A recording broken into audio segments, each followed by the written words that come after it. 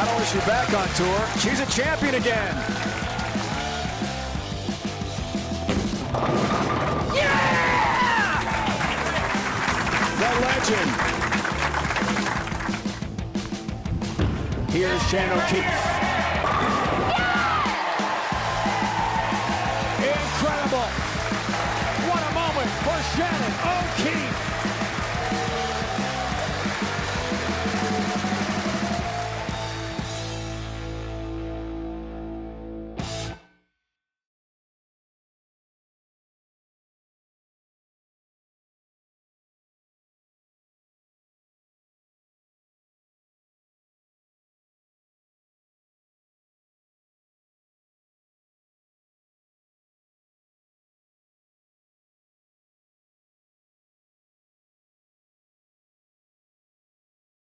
As courtesy, spectators, please do not sit on the stairs.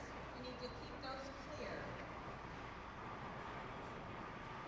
Also, we have an exclusive agreement with PBA and Extra Frame for the live streaming of all PWBA events. Please do not live stream from your personal devices. All right, willing fans, pick out your favorite athlete this morning, cheer her on. Ladies, arrows are up. You have a full set of pins. How about a great send-off for A-Squad's final round of competition at the 2018 USBC Queens. Good luck, ladies.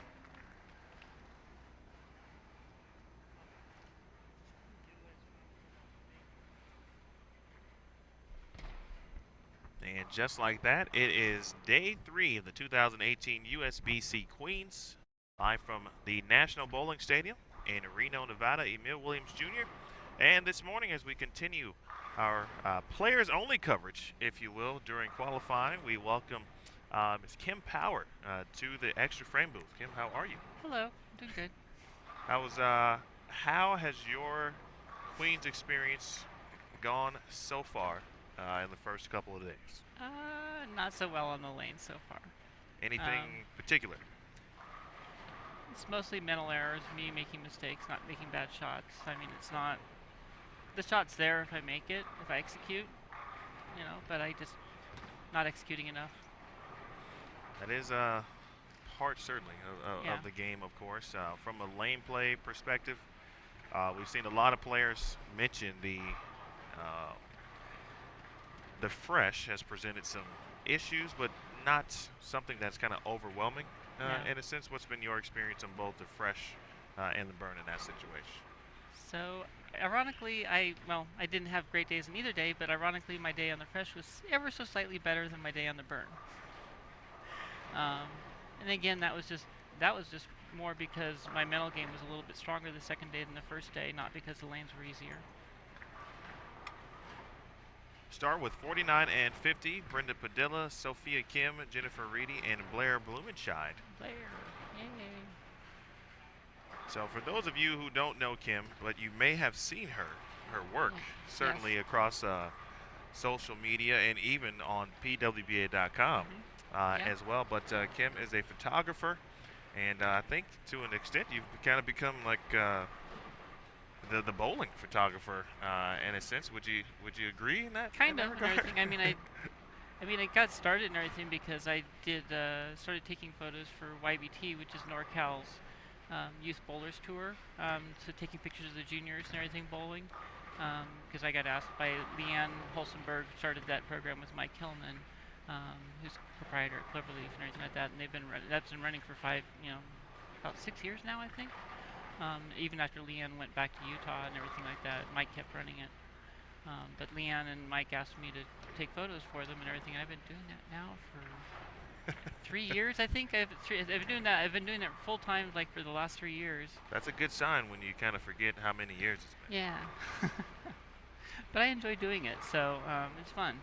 And I know all the kids now, and I get to I had to take photos and everything at the Storm Youth Championships the last couple times here in Reno, and met a bunch of kids also from around the country too. So that was fun. How did you get started just in the realm of photography? That was just personal interest. I mean, literally, the first decent camera I bought, back a few years ago, I bought when we took a trip down to Arizona because we were going to go to the Grand Canyon. We were going to spring training in the Grand Canyon and Sedona and stuff like that, and I wanted to take pictures and have decent pictures. So I bought a 70 at the time and everything. And then a few years later, and I think I got it, and it was coaching the kids and everything, and I was like, I'll take my camera down there and take pictures of them. And got some good pictures. Everybody liked them and everything, and then asked me to take more and everything. And then I got frustrated with the 7D's ability to take pictures in dark bowling alleys, and so I bought a better camera and better everything like that, so I get better pictures and learned a lot along the way. Bowling centers, and obviously just no fault to anyone's own. They just typically are dark, have darker lighting. Though recently some of the places have been adding LED lighting, which has been much better. I was gonna say, is that helpful for a photographer? Is it, or just kind of any light in general, but or a particular light? The LED lights are nice because they're a cleaner white. They don't have the green and they're not so the Kelvin number is higher, which nobody cares about out there. But someone might. But anyways, but it's also significantly brighter in terms of things. So I can actually use a higher shutter speed without having to use such a high ISO, so it doesn't get so grainy and everything like that. So I can get. But it looks much better with the LED lighting. Well, I'll tell you what, you're doing a heck of a job. So keep up the great work. Thanks. You're welcome. You are welcome. Joined by Kim Power. Oh, hey, they're off to a good start. They look pretty good, and for a lot of folks, of course, today it is the final day of qualifying. So good starts, in many cases necessary. Well, wow. Go, How about the Brenda. 7-8 dropping for Brenda Padilla. Let's take a look at 51 and 52 for the first time. No, not as nice a start here. Shannon Pluhowski, Anna Lundberg, and Deanna Carrillo. Where were you playing on the lanes, give or take, geez. Kim?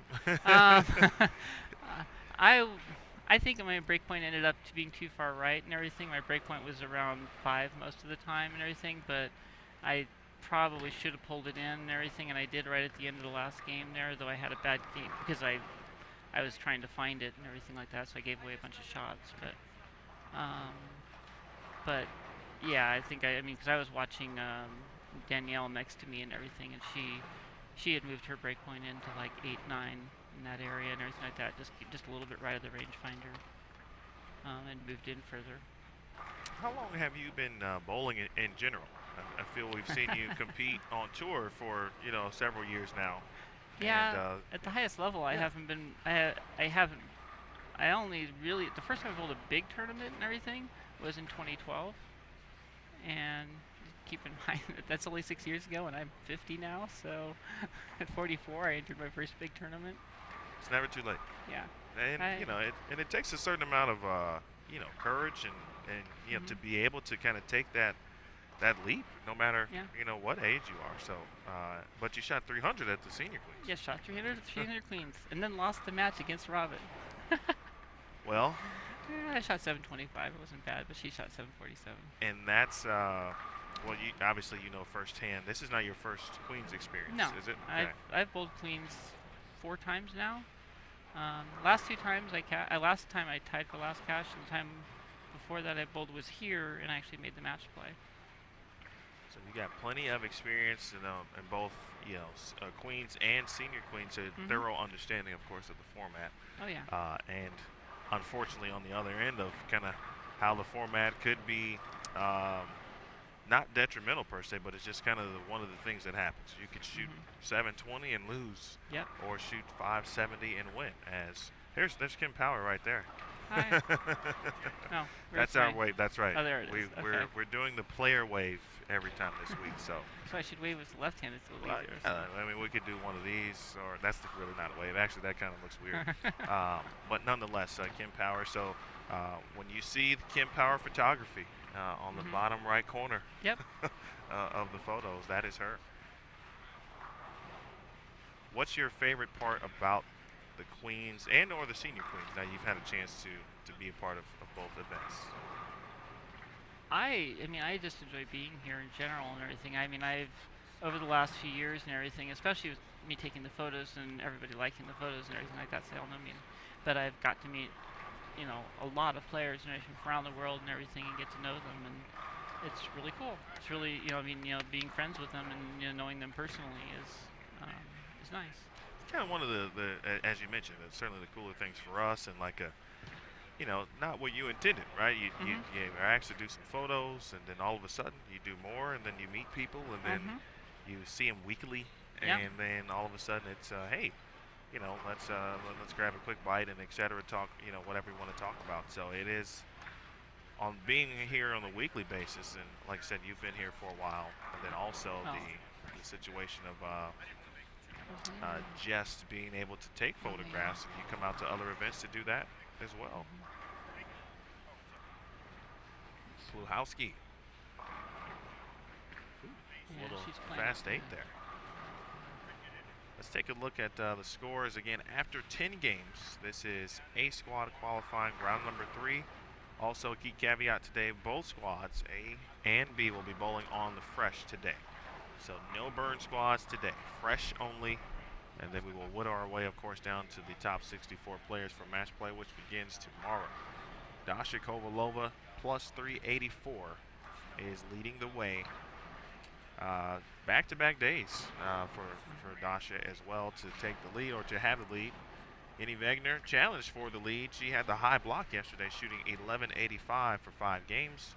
She is second at plus 337, of course, the young Sweden, great product there. Kelly Kulik in third at plus 286. Shannon O'Keefe fourth at plus 275. And Brianna Cote fifth at plus 271.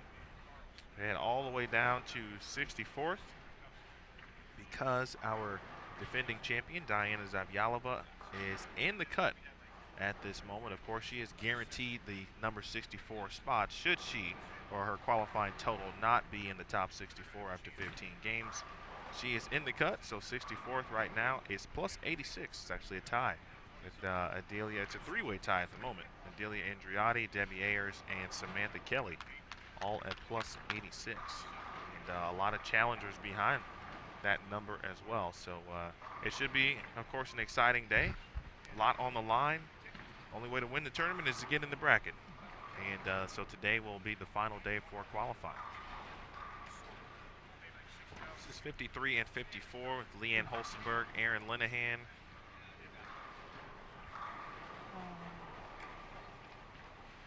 Oh, weird. 54 scoring is messed up.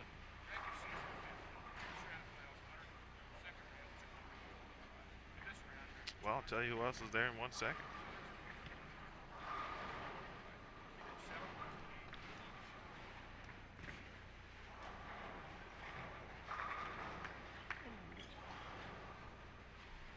I believe it should be Marianne Clausen and Sofia Milmaki from Sweden.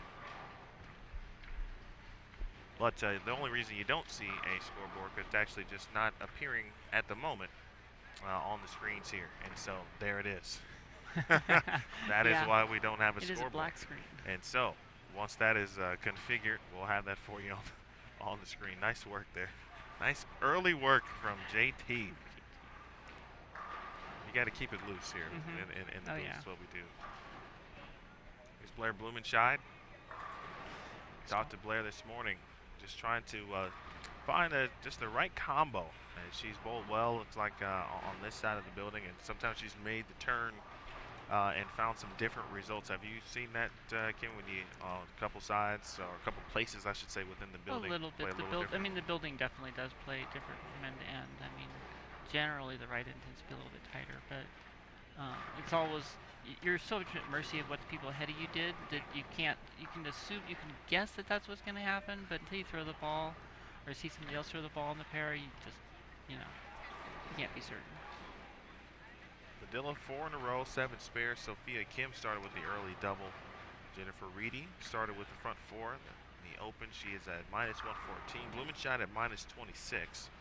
Brenda Padilla right now at plus 111, and that is currently in a tie for 50th place at the moment. So still a little work to do from Brenda's end just to ensure that number will be, or her number will be more than enough to remain in the cut. It's a good look at Pluhowski. Pretty good shot there, I'd say. First strike for Shannon Pluhowski in the fourth frame. Kim, where are you from originally, and where do you reside currently? Originally? I'm not sure what originally means anymore. I mean, I Well, was born in Wichita, Kansas, really? but I only lived there for 3 months. My dad was in the Air Force at the time. Okay. So, and we moved around a bunch and everything like that. But I basically grew up in Pleasanton in Northern California, because I moved there when we were in Daly City, and I was first grade, second grade, and everything. Third grade was Pleasanton all the way through high school. So. Born in Wichita. See, that's an Yeah. interesting fact. Mhm. That's a trivia question now. It's a trivia question. Yeah. Born in Wichita. Spent 3 months there. A solid 90 days in a great city. Speaking of Wichita, we'll be there a couple times. The USBC Women's Championships will be in Wichita next year for the 100th year anniversary of the event. And then also we'll have this very event there. The USBC Queens will be in Wichita. Kansas, will you be returning to Wichita? I don't think so at this point. Okay. I haven't really. I mean, honestly, I've been pretty lazy about it and everything. I mean, I've only bowled tournaments that I've driven to. Nothing So wrong with that. I've been, all the NorCal tournaments, the Reno tournaments, the Vegas tournaments. I've been bowling, showing up for all of those, but I have yet to actually fly to one of them. So Do you like driving? I'm fine with driving. I Okay. don't mind it. I don't think I'd be as crazy as Summer driving all the way across the country. I mean, if I had to go across the country, I probably would fly. But, not Walter Ray or Summer, and you're driving everywhere. But Pretty impressive what Summer does. Yeah. And we found that out a couple weeks ago. Yeah. And she told me that. And it didn't really hit me when she first said it, because I was asking her, does she want to, be a part of our Step Ladder Finals broadcast in Sonoma? And she said, yeah, but let me just go put some stuff in the car, which, everyone, get a rental Okay, car, yeah. whatever it is, right? It's Sonoma. You got to, if you fly in the SFO, or Yeah. really anywhere there, of course, you got to Yeah. make the drive to Roner Park. And so then it wasn't until a few minutes later we were continuing the conversation, then she mentioned she drives everywhere. And then I'm like, wait, everywhere? Like from West Virginia? And yes. I'm like, wow. How about that? And so that was interesting. I feel like that'd be a great like reality type piece. I know that. I mean, I don't know about this year or anything like that. But in past years, I know that, like Danielle Vandermeer and Kayla Marie and everything had a motorhome that they drove around. Yes, they. I remember having it or seeing it. I think maybe outside of Sun Valley Plains a couple times. We got some photos of Yeah. that. And we used it in something. They've posted photos every now and then, like setting up campfires and doing little cookouts And that's pretty cool stuff. Yeah. And that's kind of like that's tour life. Yeah, it's in tour a- life. in a sense where however you get there, whether you drive, fly, whatever it is, enjoy it. Have fun and enjoy the travel part. I think we had Tennille Milligan on our latest episode of PWB on the road, which is available Yeah. everywhere. And I enjoy, by the way, I really enjoy those, the on the road Well, thank you. broadcasts and everything, and I hope you keep doing them and everything for years and years and everything. I like seeing them week to week. And Well, there's one thing I've learned so far in the 2018 season is that we've set precedents. yes, by some of the things that we've begun to do, and so and I hope it becomes a recurring. Well, It stays with it. I think we'll have to Okay. at this point. But thank you very Sure. much for that. And our goal is to bring the viewer into basically the tour season, besides or kind of away from the lanes, if that makes sense. Yeah. You can only learn so much. Obviously, when we watch bowling, and certainly that's part of what we do. But if we can take it on the road, if Yeah. you will, we will try to do that. But Tennille mentioned the travel part specifically. It's kind of one of the things that she missed the most about as when she was a player. And so that travel, even for us as staff members, we try to make the most of it. Although, we don't get that much time, but when we can, we do try to do something outside of the bowling center.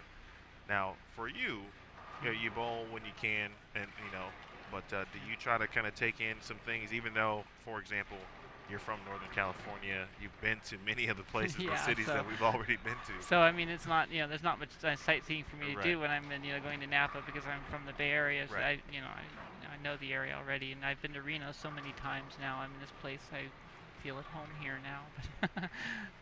I even feel comfortable in Vegas now. But Is there a place or a couple places that doesn't even have to be on the tour schedule, for example, but just some places that are on Kim's list that you'd like to get to and be able to do some exploring, whether it's here in the country or certainly around the globe as we learn more about our international players? oh, I'd love to travel and everything. I have to do it at some point and everything like that. I mean, I want to see England and France and Italy and Germany and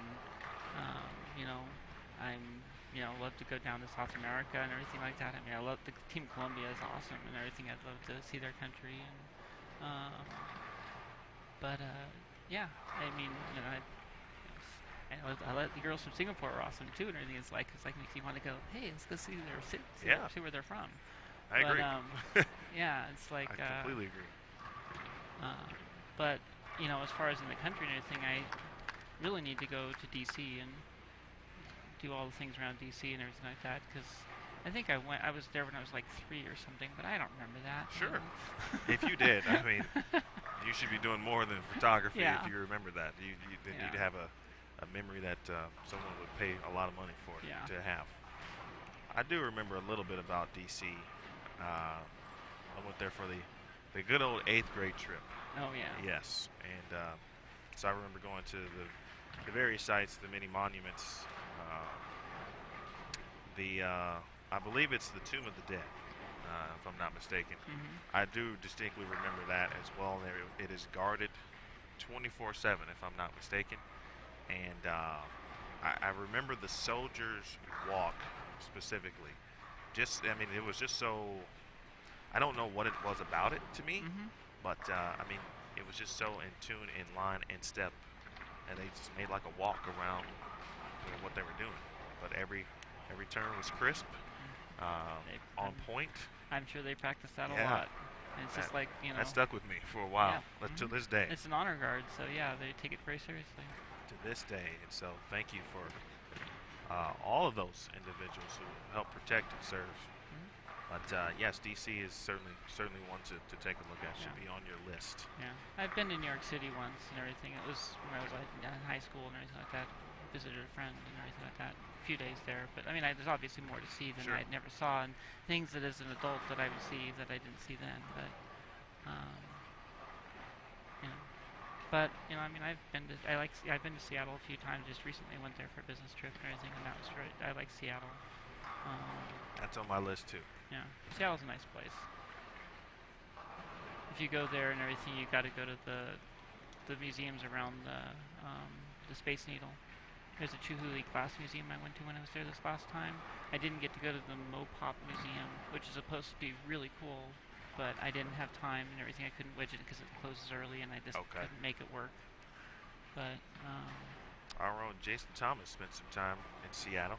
I think he shook his head a lot for where you were just talking Yeah. about. and of course there's like Pike's Place Market and stuff like that and everything. But I've done that one before in previous trips and everything. I hadn't seen the Chihuly Glass and everything. So that was really cool. Did you catch the fish The at the? I don't know what the name of the market. Oh, the fish market. Yeah, Yes. the Pike's Place and everything. Okay. Is the marketplace and everything like that. The fish and everything. But I've been there in previous trips and I've been through that area, so that wasn't new to me. So I wanted to do something new. But did you catch it though? Did you attempt? No. No. Okay. No. All right. Why not? Not this last time. Okay. Because I was there to meet with guys from Amazon and Oh, nice. for a project our company was working on. Look out. So, Now you're in the computer software yeah, business, right? I'm a video game software engineer. Okay. For last 20 years now. What's one of the cooler parts about I guess what would be your real full-time gig, of course. Got to work on some pretty cool titles and everything. I mean, I've worked on Black Ops, Call of Duty Black Ops. I worked on, Return of the King. I worked on Tiger Woods Golf. I'm telling you right now, you Worked could on- become a favorite of a lot of viewers. Worked on Guitar Hero Van Halen. But was the first one again? The first one I listed was Call of Duty Black Ops 3. So let me tell you. Because our studio helped do the 360 PS3 port. Nice. When they decided that they wanted to do it at the last minute. How about that? Was a great shot, by the way, from Brenda Padilla. Yes. And Brenda out making a run early, as you mentioned, talked about. Yeah. We'll see the finish of that in 1 second. But yeah, no, great bowler. I mean, I think she and her husband still have the record for They sure doubles do. for the U.S. Open Championship. Open Championships record. Banner hangs. It was actually hanging at In Syracuse, right?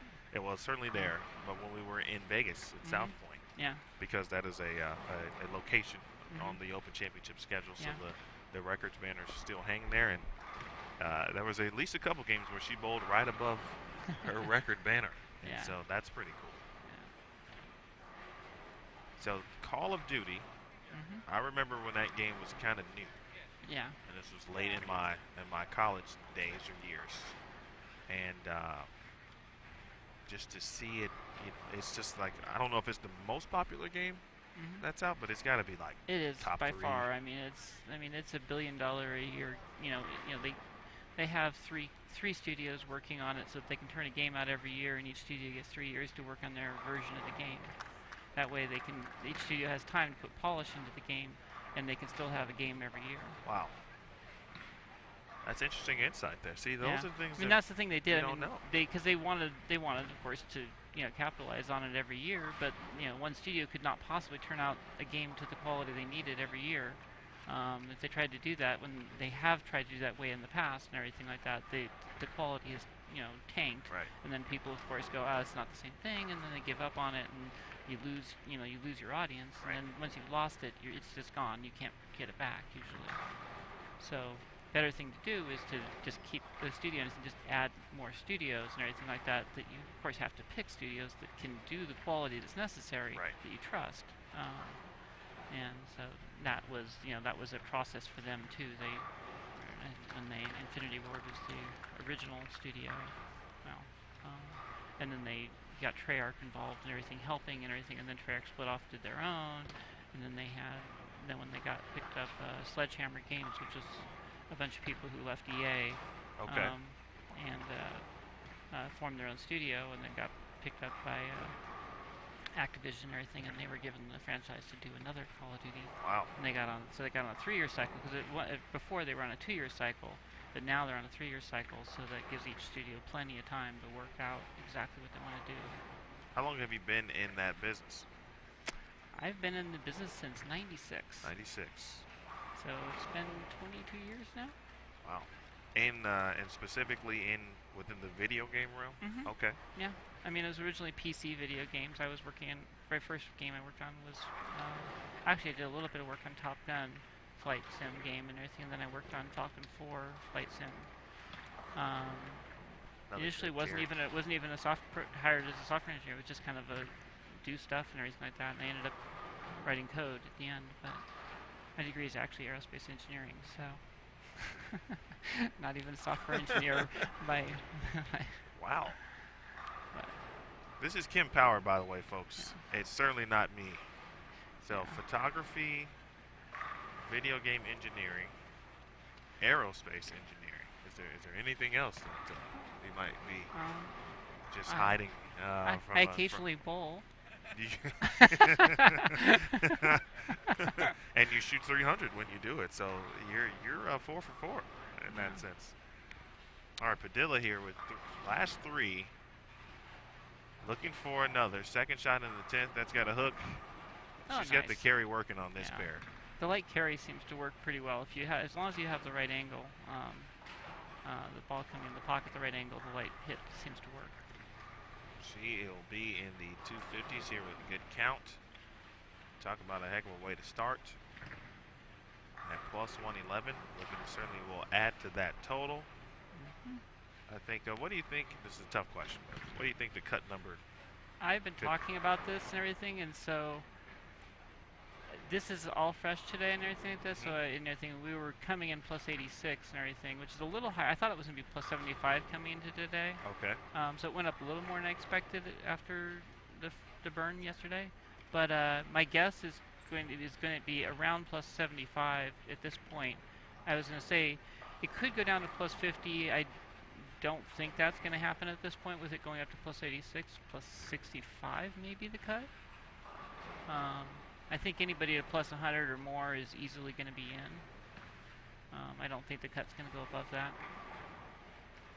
Well, we've seen some. I mean, the scores have been lower on the fresh, but but there's still been good scores and good blocks people. put together. I mean, on the fresh we're too. watching Brenda. She just shoot Absolutely. 251 there. I mean, it's there if you execute and you get the right place, but it's just it's a little bit twitchier and everything. It's a little easier to make a mistake and get a big penalty.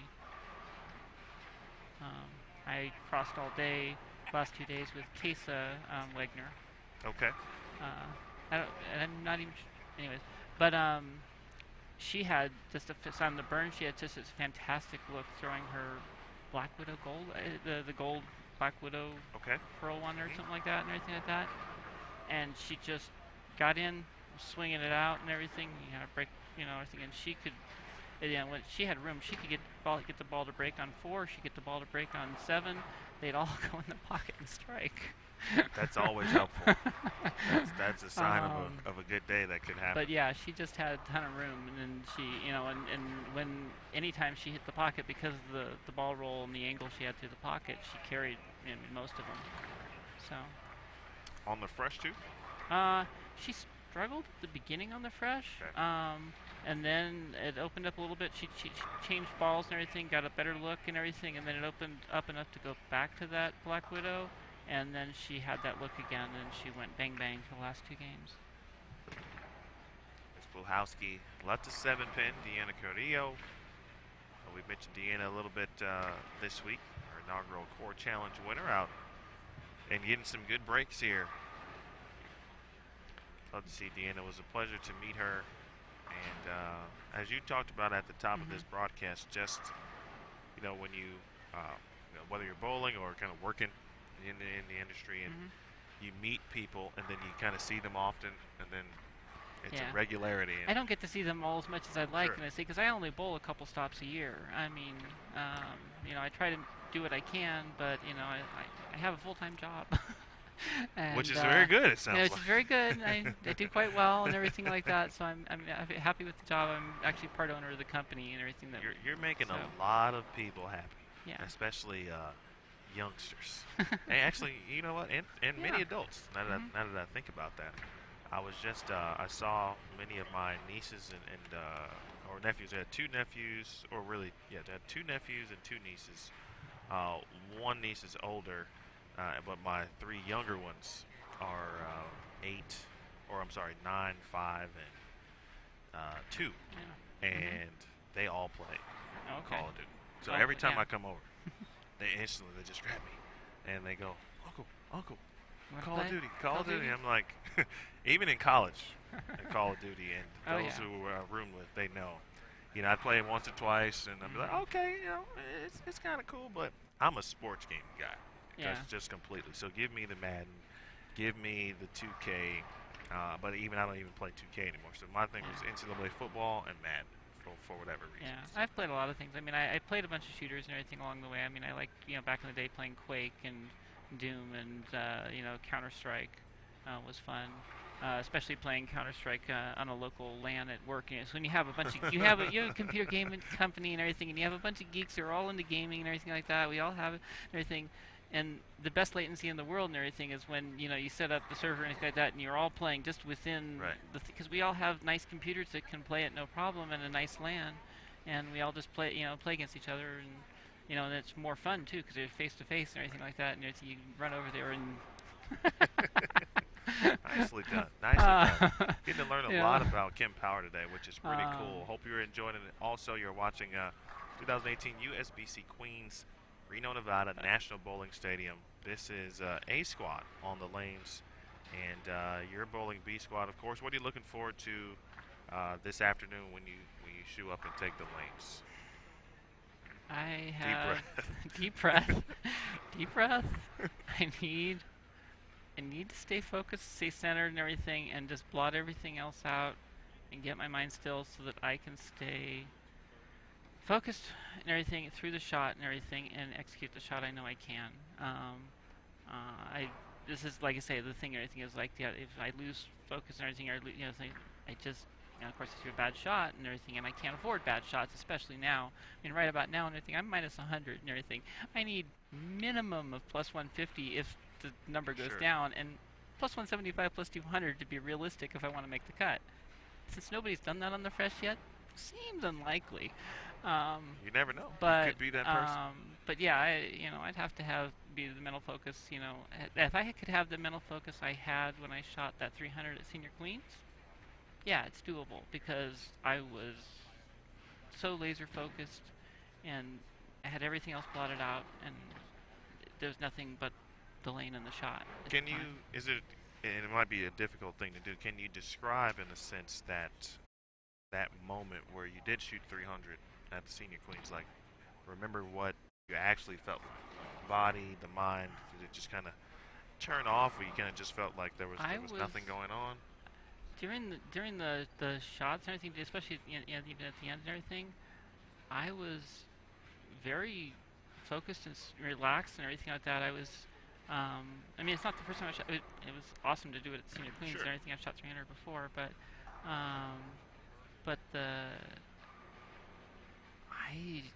I just managed to get myself so calm and focused and everything like that. It was just the lane. It was just the shot. Just set up, look, throw the ball through the target and everything. Did it. There it is. And everything, and I didn't, and and nominally I know I'm at Senior Queens and everything there, and I know that you're going to be running over there to take a video of me and everything. In the back of my mind somewhere, I know that you're probably doing that, but honestly, I didn't know the video was being taken. I didn't see it until I came off after the end, and Robin greeted me and everything. And then I looked up and I'm like, oh, you're videoing me. And I'm like, oh, of course you're videoing me. That's the best news I think I've heard all day, all week. That you knew we would be close by, but you weren't really thinking about it per se. I had managed to focus so much on what I was doing, what I should be doing, which is what I should do and everything, which is what part of the reason I was able to do it. Right. Because if I had started getting in my mind about you're back there and what's happening Sure. and everything else and everything, then my focus would have been lost and I probably wouldn't have done it. So you're saying that for this, at least this one time, we did not black cloud. You did not black cloud me. I was not aware of you at all. Well, that's good. That we can pass. I can feel so much. I can sleep better tonight. I mean, knowing that for once, because we do take our lumps. Yeah. In that department. Game 12 is coming up next here in the A squad. Players are well. There's still a few players still. Looks like they're still wrapping up game number 1 here, or I should say game 11 or game 10 or game 11. That's it. We already bowled 10 games.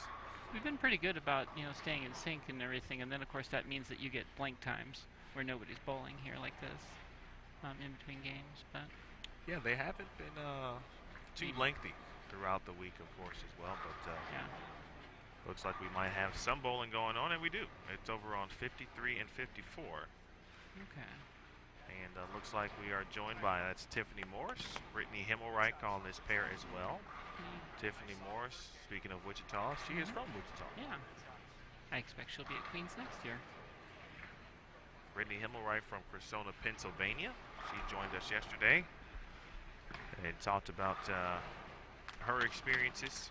Also learned that she is about 45 minutes away from ABC West, which is in Mechanicsburg, Pennsylvania, which is where we'll be hosting the the Harrisburg Open, Greater Harrisburg Open in a couple of weeks. Oh. So she'll get to sleep in her own bed, Which is and she very was happy nice. about that. I mean, I haven't got to actually sleep in my own bed in the NorCal stops and everything, but when we were at the Sacramento stops, my mom lives in Auburn, so I was able to sleep at my mom's place, 20 minutes away, which is very nice. Not having to deal with hotels and stuff like that.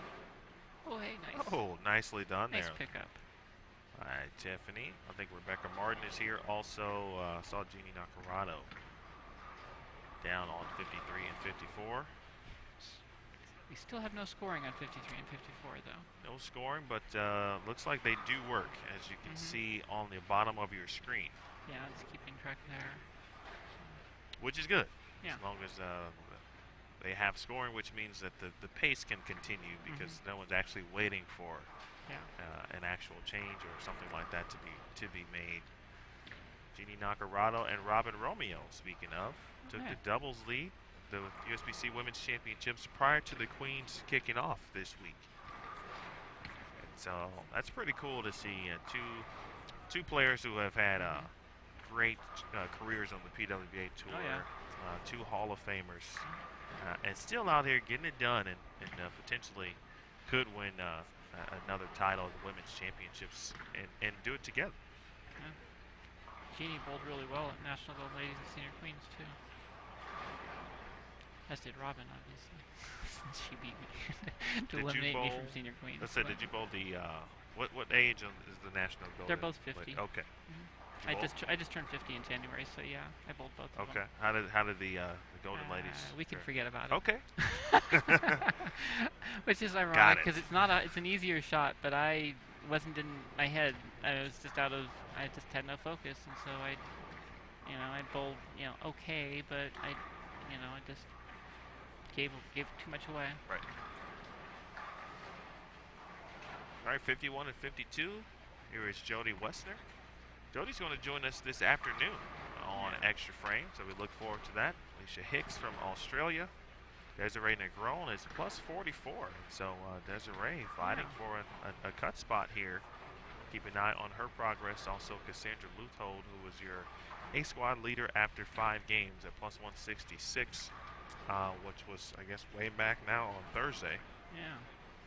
And now Luthold at this point, after she started the day at plus 217 in 13 and is added to her total. So it's probably safe to say that Cassandra will more than likely be in the top 64, but the way she has been bowling. Desiree Negron represents Puerto Rico and also graduated, I think 2 years ago at this point, from Weber International. Actually graduated with on the same team as Verity and Daria on their championship squad in 2016. That was a really strong squad. Yes, they were. Verity, Daria, Diana. Yeah, well, those. I don't think Well, Diana was. I mean, I think they started when Diana was at the end. They may have gotten a year. Yeah, I think they were friends. They've all been friends. I think, and they went. I know they said they were friends in college, so they must have at least 1 year together. Yes, Diana and Daria have known each other the longest from in Europe, of course, and then I believe they got at least a year together at some kind at Weber.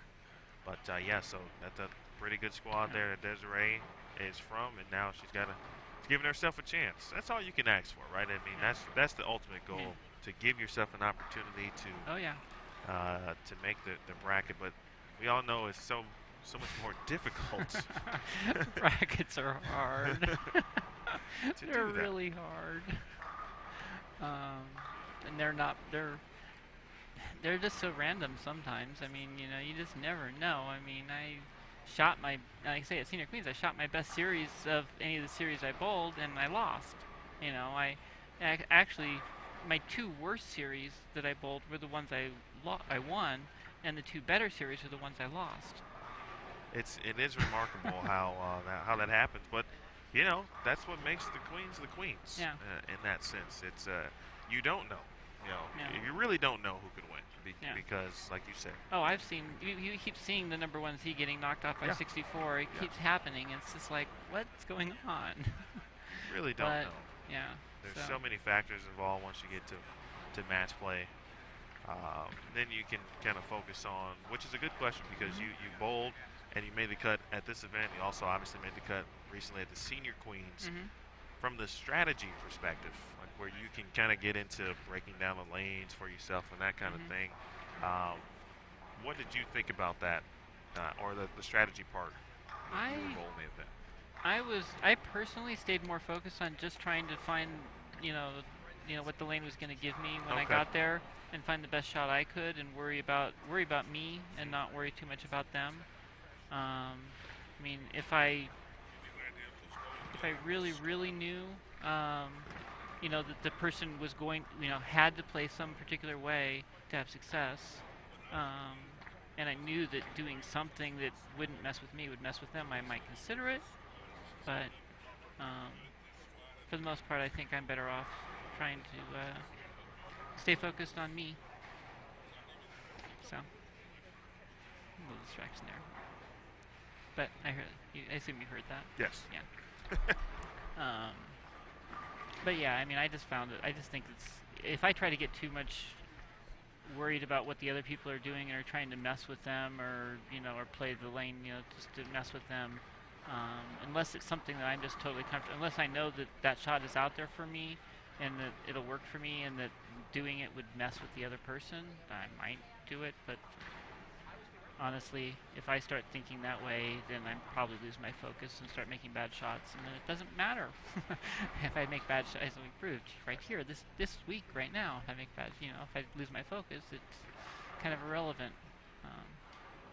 So 49 and 50. We see Jolie O'Grady at -2. That's a decent number to be around at this point. So still with some opportunity to make a couple things happen. Got 4 games to do it. Still needs about another 60, 70 pins minimum, I think. But Tish Johnson at +167. Of course, she won the Senior Queens that you competed in. And I took the pictures of her winning. How about that? Suzette Draper and Michelle Sterner also on this pair. Michelle at -22, so still again another opportunity. Big thanks to Rick Barbera, provided us a little scoring here just for this squad. And so Sierra Kanemoto shot 265 in game 1. Stephanie Johnson shot 264.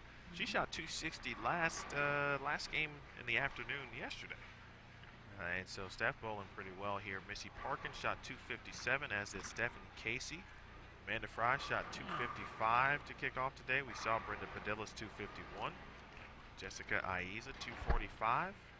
Tanya Raumemper, Rudy Army, and Megan Kelly all shot 244.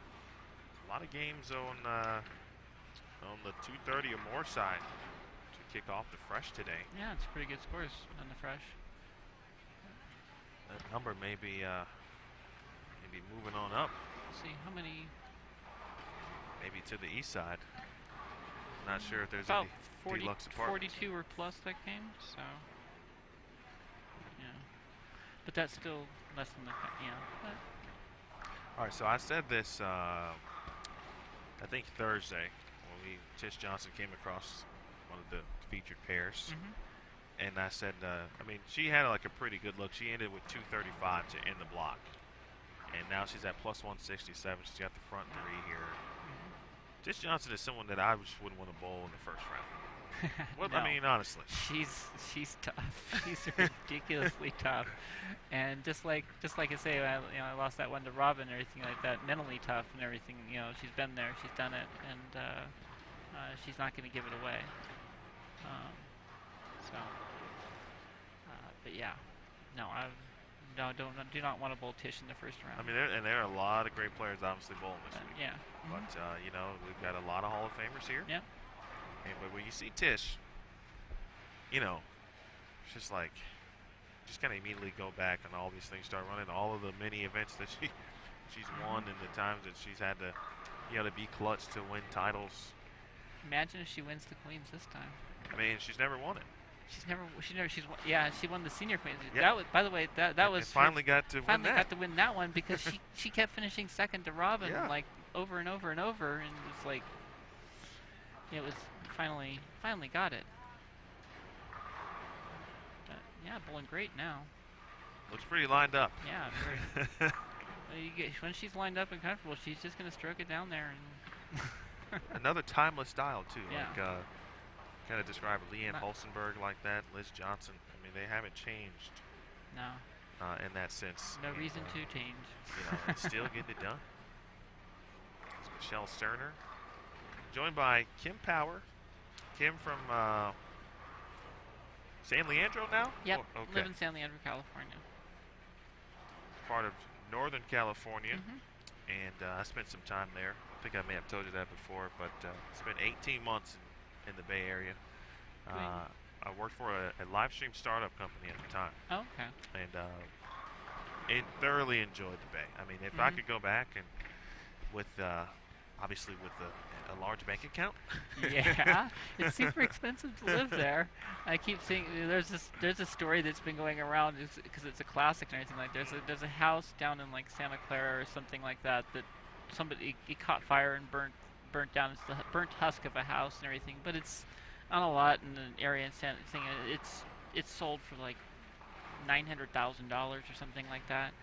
But that's just because the lot itself is worth $900,000. Of course, I mean a lot of those older houses and everything in those areas like that, most people, even if it makes no difference that the house was burnt down, because most of those people are going to knock the house down and build something new on top of it anyways, because it's the land is what's expensive, not the house itself. The house is relatively cheap in comparison. Yeah, the housing market there insane. It's definitely different. Yes. And I remember just looking for a place to live when I moved there, and I wanted to live alone. That was my whole goal. In here at Game 12, folks. And I went to a few like open houses. I mean, these things were for studios. Yeah. And there were like 60 people there. Yeah. And like they're taking one. Right. And there's like 60 applications. It's just like, what is happening? I had never seen anything like it. Yeah. Everywhere I went, everywhere. Open house. Again, I'm talking about. Were you trying to live in San Francisco itself? At the time, in the yes. city? Yeah, the city itself is completely bonkers insane. At the time, yes. Yeah. So I ended up staying with friends and colleagues actually for about 8 or 9 months in the city, and then moved out to El Cerrito. Oh, okay. Yeah. Near Berkeley, Albany. Yep. My cousins grew up in El Cerrito. In that area for the last 9 months, essentially, I was there. So, but I never did get a chance to live alone.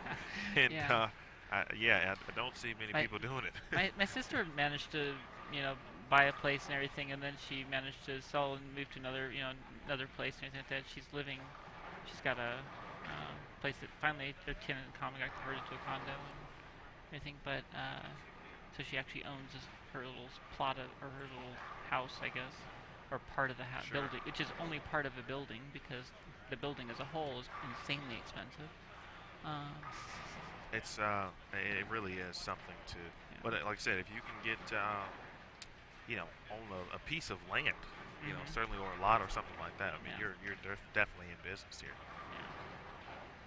Wiggle on the 2-pin there for Desiree Negron. Well, that hour it's almost up here. It went by pretty quick. Yeah. We'll be joined next, or on the schedule, I should say. Okay. Who do we have? Lindsay Boomershine and Lindsay and Alicia are going to come together. Alicia Curry, yeah. Yeah, Alicia. Yeah. And now I will say it may depend on what Aiden is doing, because they had to move times the other day because Aiden wouldn't get down for his nap, and I can understand that. Well, isn't Hank? Don't they have Hank? Well, yes, Hank is here. Hank is here. But Hank we're also working trying to help the bowlers, right? I'm not sure. Is he working, or is he just here to help Lindsay, or is he here for all the staff? He might be on Aiden duty. Aiden duty, yeah. Which I saw him. I don't know if it was practice or, but Aiden was just kind of doing what young toddlers do, and Hank's just kind of running around. So you gotta use the the PWBA nurse nanny services. Listen, I have said that at some point. I mean, it may be maybe something to look into. Like, wow. I mean, no, but I'm just saying, like the other day and everything. Shannon and Megan's kid, I don't think was being watched by Shannon O'Keefe. Sure. You got friends and everything, or members who are here who aren't bowling their squad. You're bowling and watching. I believe Lindsay's mother is here also, if I'm not mistaken. Yeah, she as well. I gotta be honest though, I saw Hank doing that, and in my head, all I could see was me. You with the kid? Probably in the very, I won't say near future. Oh, that's right, it's coming. Not tomorrow, but Wait, sometime soon I could see that happen. I could see that happening. I think we've all been there. Well, those who obviously have children have been there. Yeah. All right, so we'll keep an eye on all the time. But right now, Tish Johnson, 6 in a row. Yeah. Kicks the 7 out. I'm sure as she's done so many times over the course of her career.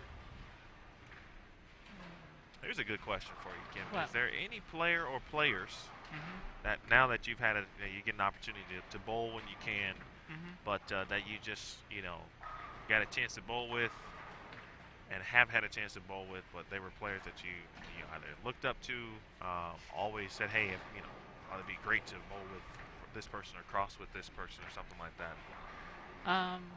Kelly Kulick. Okay. I still remember. I mean, she's a popular answer. Yeah, and she also sticks in my mind because that very first U.S. Open in 2012 that was here, the one that they bowled outside in the dirt, that Kelly did win.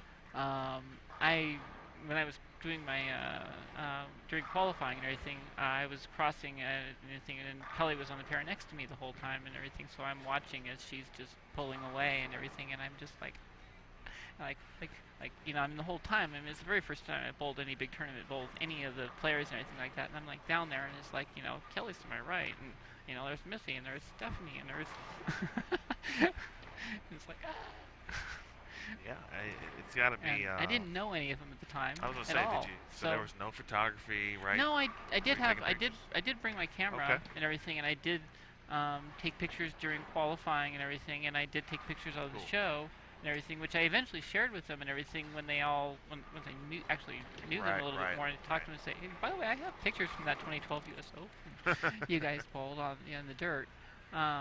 And shared the pictures which aren't as good as the pictures I take now and everything, because I've learned a lot since then. But if I could do it over, it would be better. I'm sure, but I'm sure they appreciate it. I do have one funny Just a incident moment. from that one and everything. I was using my 7D at the time, and I was up in the stands up there above and everything, getting a different view and taking pictures and watching the match play portion of the U.S. Open. And I had inadvertently flipped the dial on the mode for the camera and everything. I hadn't noticed it, and I went to take a picture of something, and it was in the totally automatic mode, which decided that it needed the flash. Of course it did. It could be a little dark. And in so, the building. and the thing is, the 7D actually has a built-in pop-up flash. So it popped up, and it went flash, flash, flash, and everything. And I went, oh no! And I popped it back down, and because I knew I was supposed to use the flash and everything, and I had it in a mode not to use it, and everything, had the camera set up not to use it. And I panicked and everything.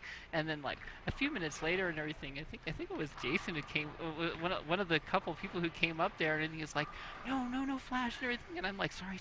I was just sitting there mortified. They didn't remove you from the building. I was just there. They didn't remove me from the building or anything like that. I was all mortified. I'm like, no, I did not mean to do that. I'm sorry. And I'm pretty sure it was you were one of the ones who came running up and did that. Yeah, just thank you for letting everyone know that I did my job. You did your job, yes. But you didn't remove her from the building. Yeah. Okay. That's funny. But so that's one of those memories that's graphically, impinged. I'll never forget. Right. How about that? Yeah. All right, Tish Johnson. Oh, there's Lindsay. Looking for 7 in a row. Whoa! Nice. Yeah. Well, Go Tish. for good juju's sake, Yes. you're going to stay here until. Oh, we're gonna stay until as long as Tish is going. Okay. Yes. Yes, and then I'll stay here for good juju we'll for make Tish. the change after that. I was there when she won at Senior Queens. Well, that's another reason. You can't take an immediate photo right now, and you can't have a flash. No. I do have my camera. It's all the camera gear's all sitting right there in the bag over there. I don't think I've ever seen you without it, to be honest. I mean, in all seriousness, Yeah. which, because I bring it to that's me great. every time I come and everything, and because I enjoy taking the pictures and everybody enjoys seeing them. So, and then like I say, it's worked out that people just seen them and everything like that, and I've occasionally been able to sell. I mean, the PWBA hired me for the Sonoma Open.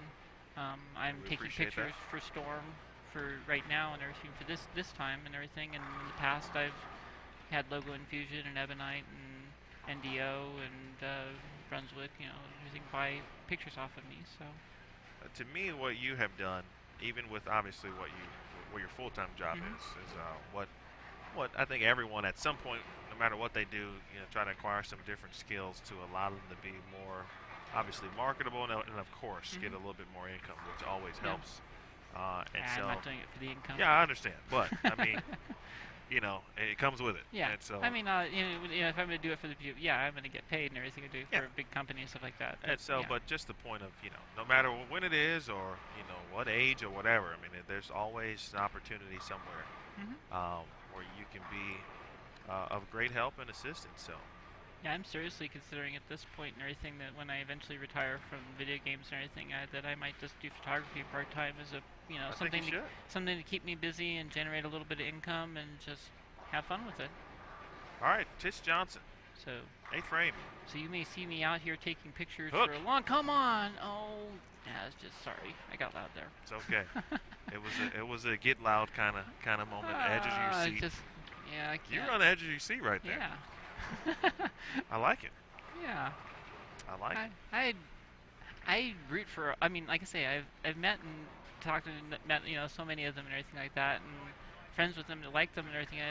They're all. I mean, they're really, literally pretty much all nice and everything. I mean, I have not had any bad experiences and everything. So, I can't help but root for all of them now, which makes it really hard when I watch a show.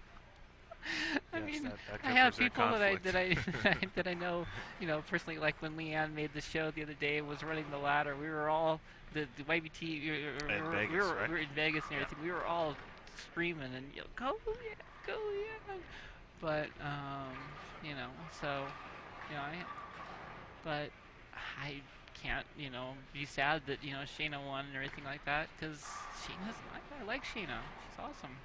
Now that we've got a couple seconds or a couple minutes, we'll let Tish finish out the game. Your first kind of impressions or thoughts and what the first portion of the first quarter really of the 2018 season. Shayna Ung winning. Shannon O'Keefe had the great championship match against That was Verity an amazing Crawley. match, which I got to take pictures of.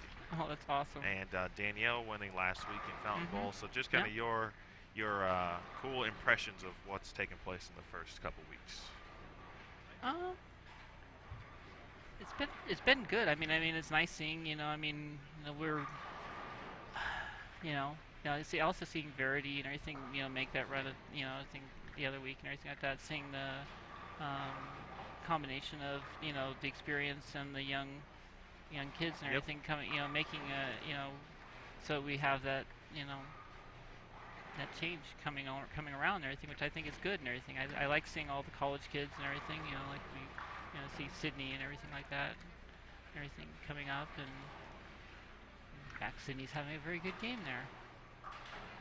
Yep. Possible 260. Robert 4-bagger, 9-spare, 9-spare, 3-bagger. Yep. Sitting at plus 84, so Yep. that helps. But yeah, it's nice seeing it all and everything. I mean, I would be happy if next year at Sonoma they didn't decide to put a short pattern out where the very edge of the lane doesn't play, because if you noticed the way everybody played the lanes at Sonoma and everything. We had a 36-foot pattern. You'd expect people to have break points out there on 4, 5, maybe 3, something like that. But when everybody's break point on the fresh starts at 5, 6 and everything, because like 6-board or something like that, because you sending it any further right is it's going to slide 3 off the right.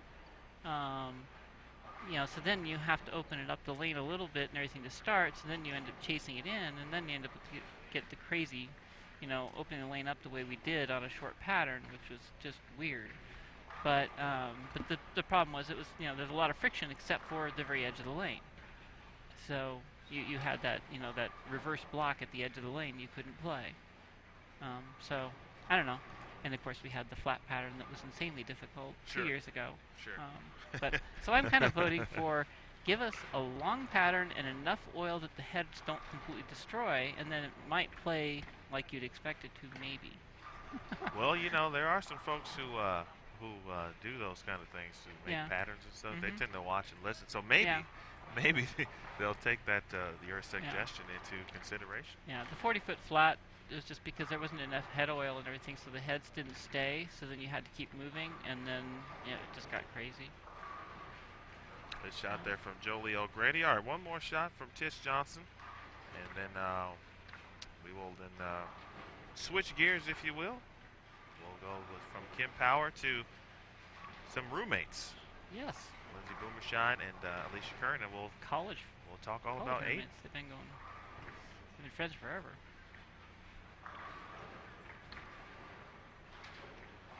Final thoughts before you leave the booth.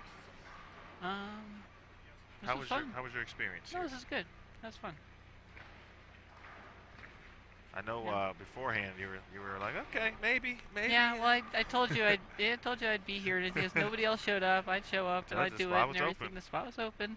I mean, why am I not surprised that 9 a.m. on the third day is available? I get it. If the spot was open for me, I might have just left JT by himself. All right, that is Kim Power.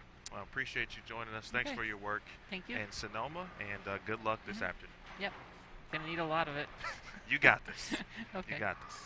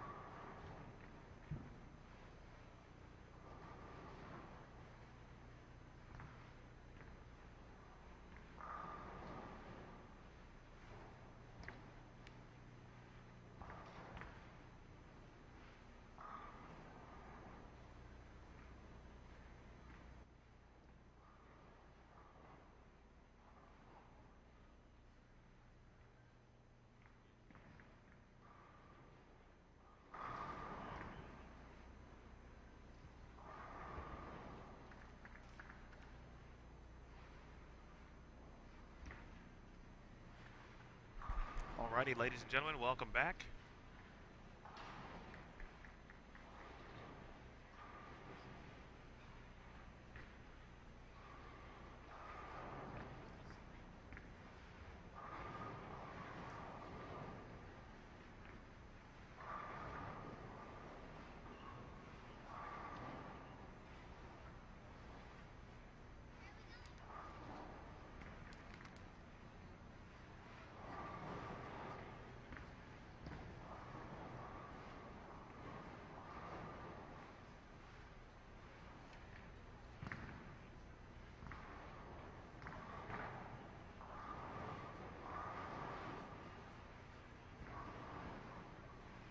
All right, now we can officially be welcomed back.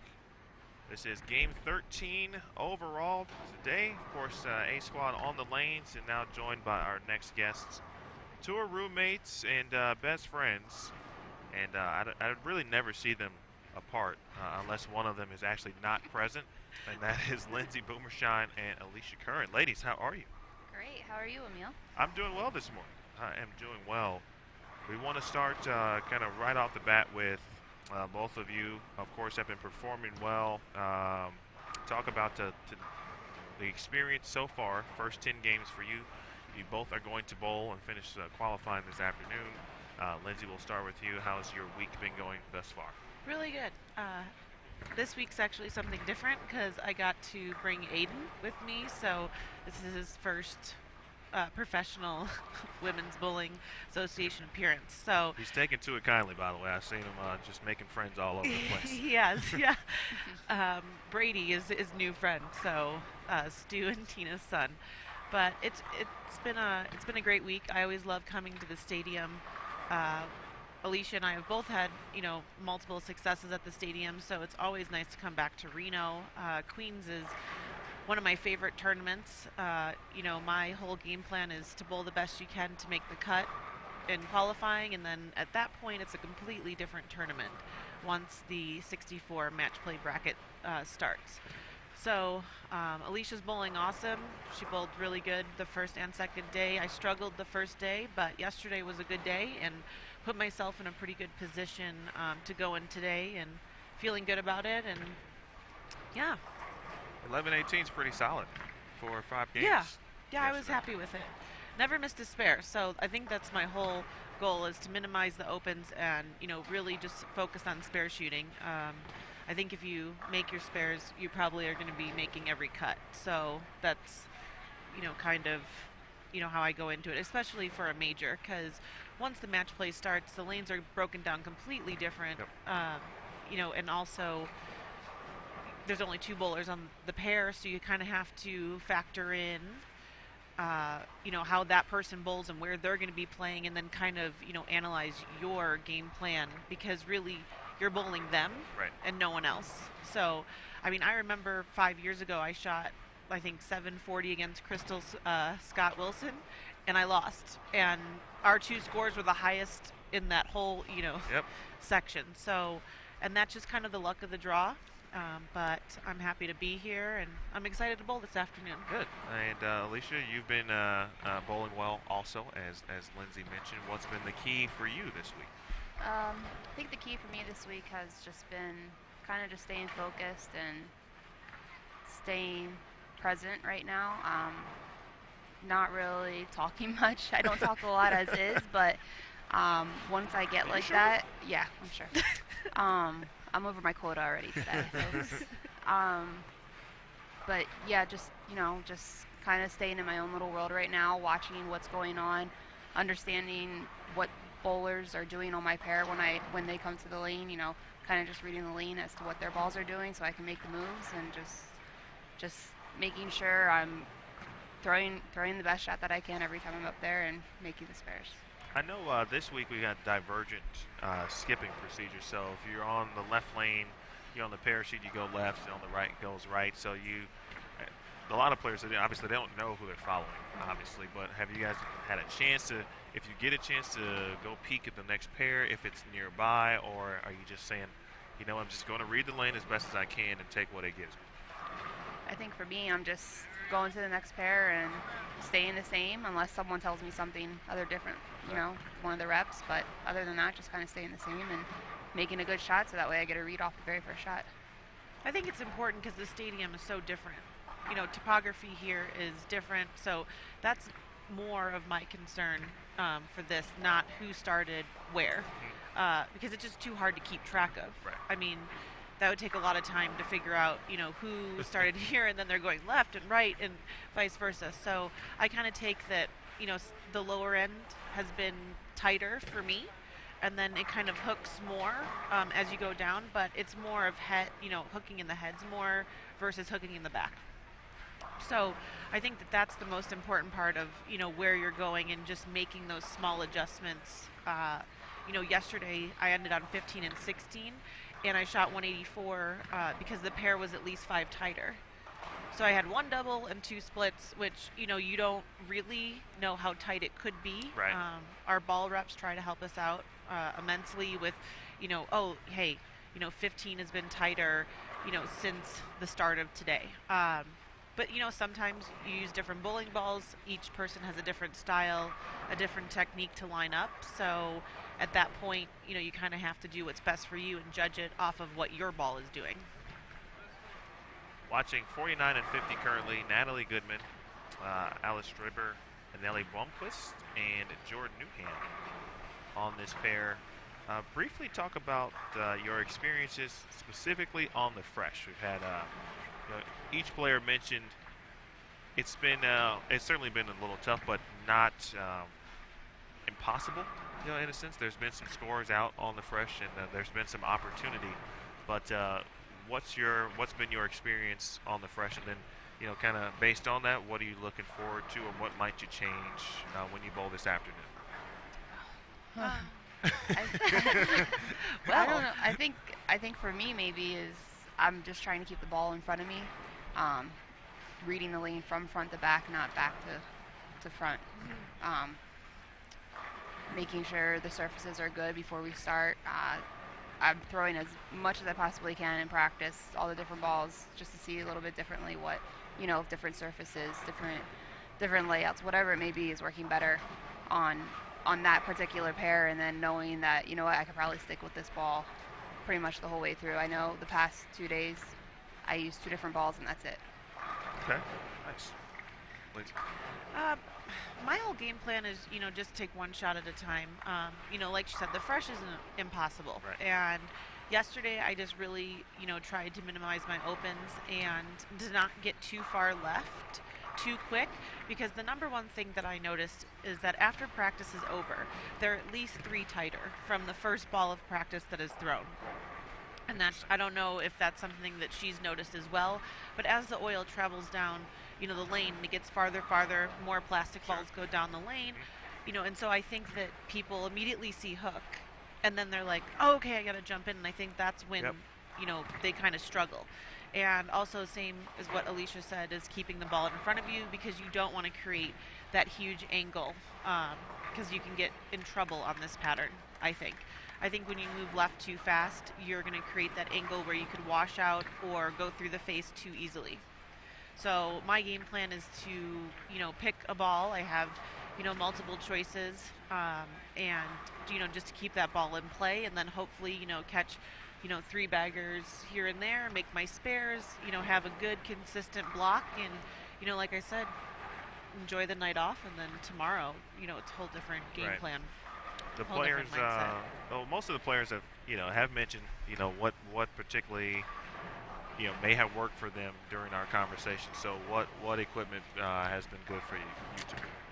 For me, like I said, All I've of them. only thrown 2 balls. Oh, 2 balls, right. All 2 balls. 1 ball was 1 game only, so So that doesn't even count. yeah. Well, Yeah, it counts. It had to go on the card. You're right. That's You're what right. I Right. For history purposes. Codexes, Storm Codex have been my go-to. Okay. Couple fill balls with Code Red or Hypercell fused, but that's all I've been sticking to is 2 different types of codexes and a little bit of surface, and that's about it. Yesterday, I only threw the codex. I think I threw the idle the first game, so I'm not sure I guess it counts, but because I had to put it on my ball card. Um, but I started with the idol the first game, and it gave me, a 2-0 reaction. So I was, happy with that, just because it's the first game on the fresh. Sure. You got to wait till they mellow out, and then I use my codex for the next 4 games. On the burn, when I struggled a little bit, I did use my hypercell fused, and I went to a codex, and so that's where I think I kind of got lost in that, transition where maybe I should have started with that.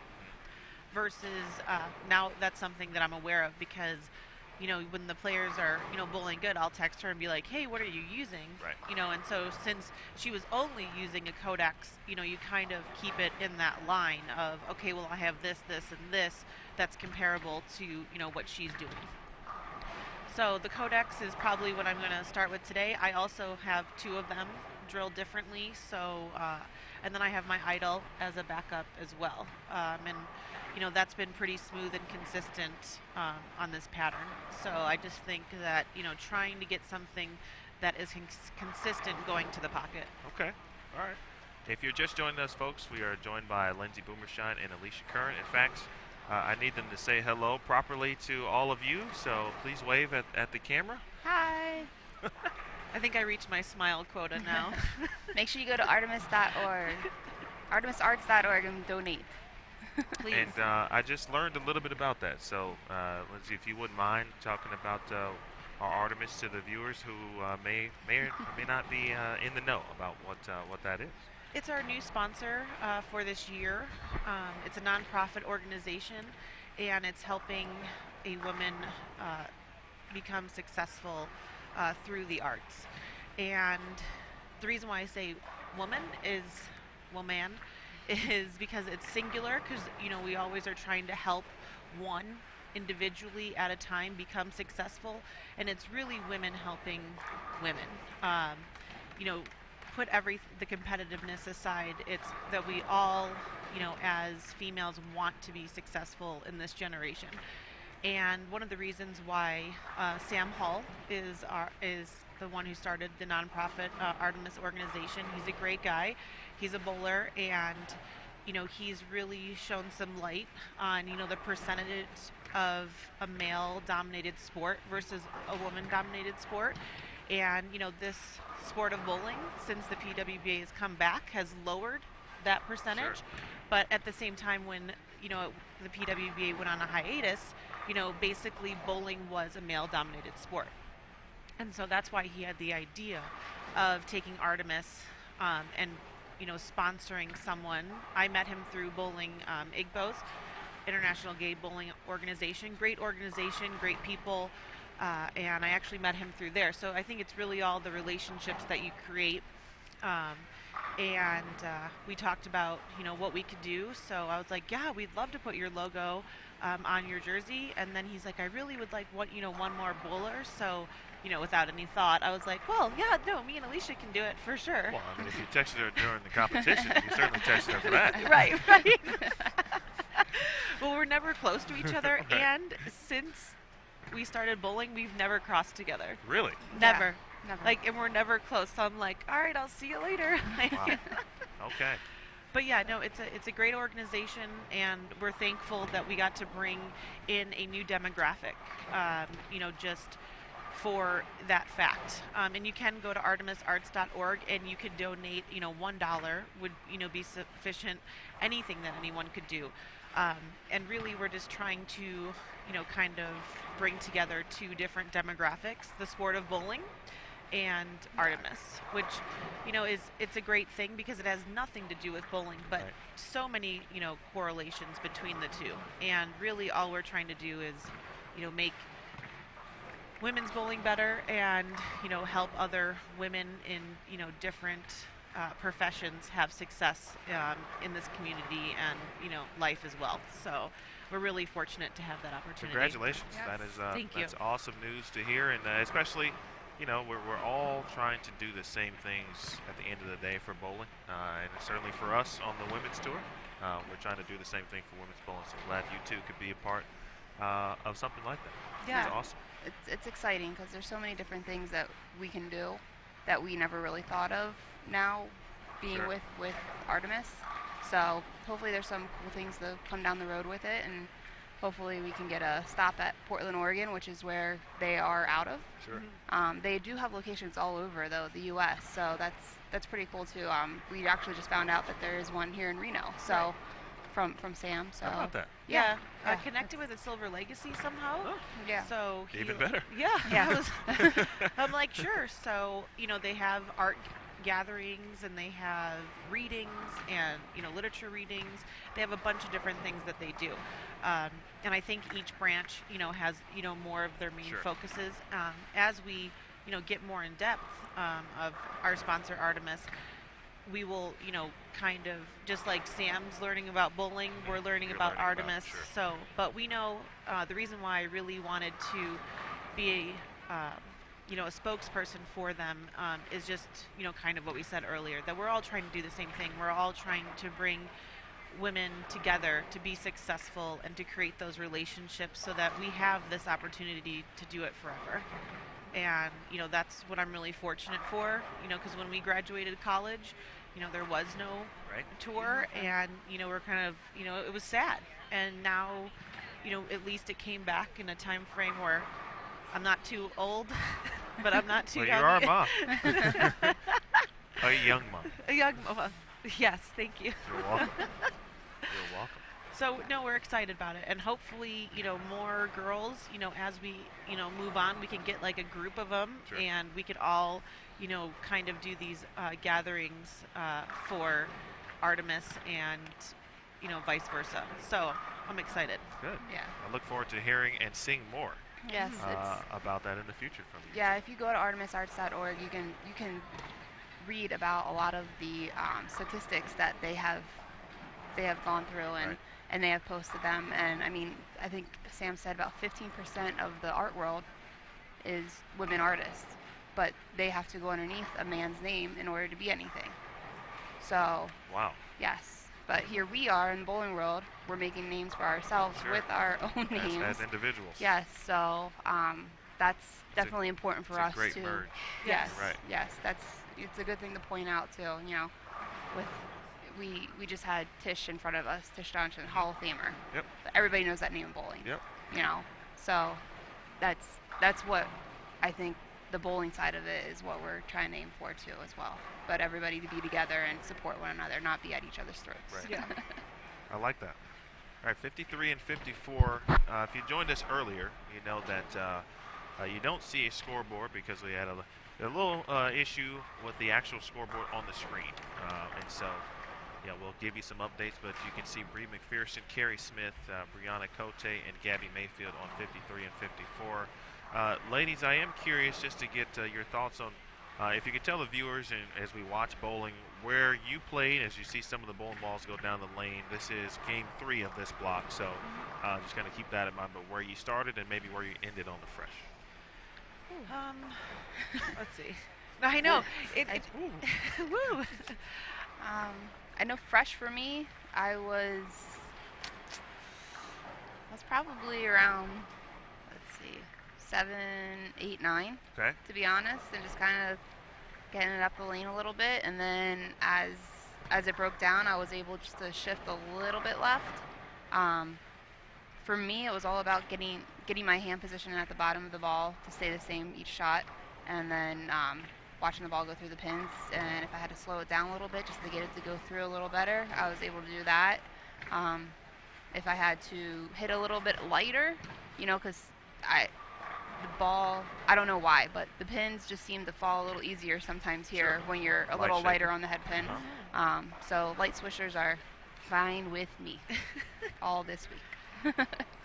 Yeah, on the fresh, I was sliding about 16, Okay. about 4, 5, 6. And then I never got left of 20 the whole entire day. And then game 3 is actually when I shot my highest game of the block. I shot 269, and I was sliding about 19, 20, about 7, 8, 9 Okay. with my codex, kind of trying to roll it a little bit more. I have a lot of access rotation, so I tried to hone that back a little bit to make my ball more even throughout the pair, and it actually ended up working really well, and I could get it out to about 3, 4, 5 because I wasn't too far left with my feet, and I kind of could, I had a little bit room to the right. I think room to the left is kind of almost impossible on this once they start to break down, because you don't know who started where. Right. And so some pairs have hold, some pairs have hook. So again, you got to look at the topography and what game you're in, and kind of play off that. Like if I got one in a little bit, I'd be like, oh, okay, I have a little bit more hold on this pair. And then if I got that one out and it came back, I'm like, oh, okay, good. I'm going to line up to do that way. So, and it worked out really well for me. I was just trying to read the lanes ahead of me as, what was presented at that time. Exactly. Yeah. Because I think people get in trouble, especially, I know the first two events, I missed both cuts, and I think the reason for that was I wasn't trying to attack, each pair, each lane at a time of what was best for what that was at that time. So I think that was, kind of a mistake. Not that physically I didn't bowl well, just that I wasn't doing that properly. And I think that's kind of what happened my first block, because the scores were high for the burn. And so that kind of gets in your mentality where you're like, okay, I'm not striking very much. So I think that is my main goal today, and has been, reevaluating the situation. So that's my plan for today. Nice. Yeah. You mentioned something, if you miss right, in some cases, like we may miss right badly, and then we get rewarded. And you said you take that and maybe even line up. How do you do that? Like, and maybe from a viewer perspective, if someone says, "Wow, I threw one right, but clearly I've got a little room to work with," then what do you take? How do you take that into account and then gonna move forward? Well, I think the most important thing is seeing your ball motion. Okay. So kind of, like if the pair's a little tighter, I'm going to cheat like 2 right, and I'm really going to try to throw a good shot. And I think that once you see your ball motion, it becomes easier to recognize, okay, I have a little bit more right, which I might need to move to, 2 more back to the left, but make sure I get it to that spot. Okay. Or, okay, I know I can't get it to that spot because this lane isn't hooking to the right, so I'm going to cheat, back my feet to the right, and then maybe, tighten my lines up a little bit more. Nice. Because I think when they're tighter, you can't open them up. Sure. And then when they're, hooking, yeah, that was not good. Another devastating 8-pin. By the way, I hate 8-pins now. I'm telling every player that who comes by, and it started in Sonoma County. I didn't think it was a thing. No, until it started happening again last week, and then this week I'm like, okay, I just can't take 8 pins anymore. I'm just done. All right, sorry. No, actually, Norm told me when I was like 13 years old that a stone 8 is the only true tap in bowling. So people think that it's a 9, or but it's not. It's because literally all the pins go straight back, and for some your reason ball misses the 8-pin. I Somehow. Weird. I know, and I had a couple of those yesterday. It's devastating. It's worse. I used to think the worst break was a 7-10 because you got it to the pocket and it's not makeable. Well, I've never made one. Have you? I have. You made one? Yeah. Really? Look at her. So modest with it too. Oh yeah. I made 3. Sorry to interrupt your thought. No, it's fine. But on with what Lindsay was saying, Yeah. you can learn from your bad shots. Okay. Not that you can't really be hard on yourself either. I know I'm terrible at it. I'm very hard on myself and perfectionist at most things. So trying to let that go is tough for me sometimes, especially when I feel like I only have like half a board to hit. Sure. Which is sometimes what you feel like out here. Yes.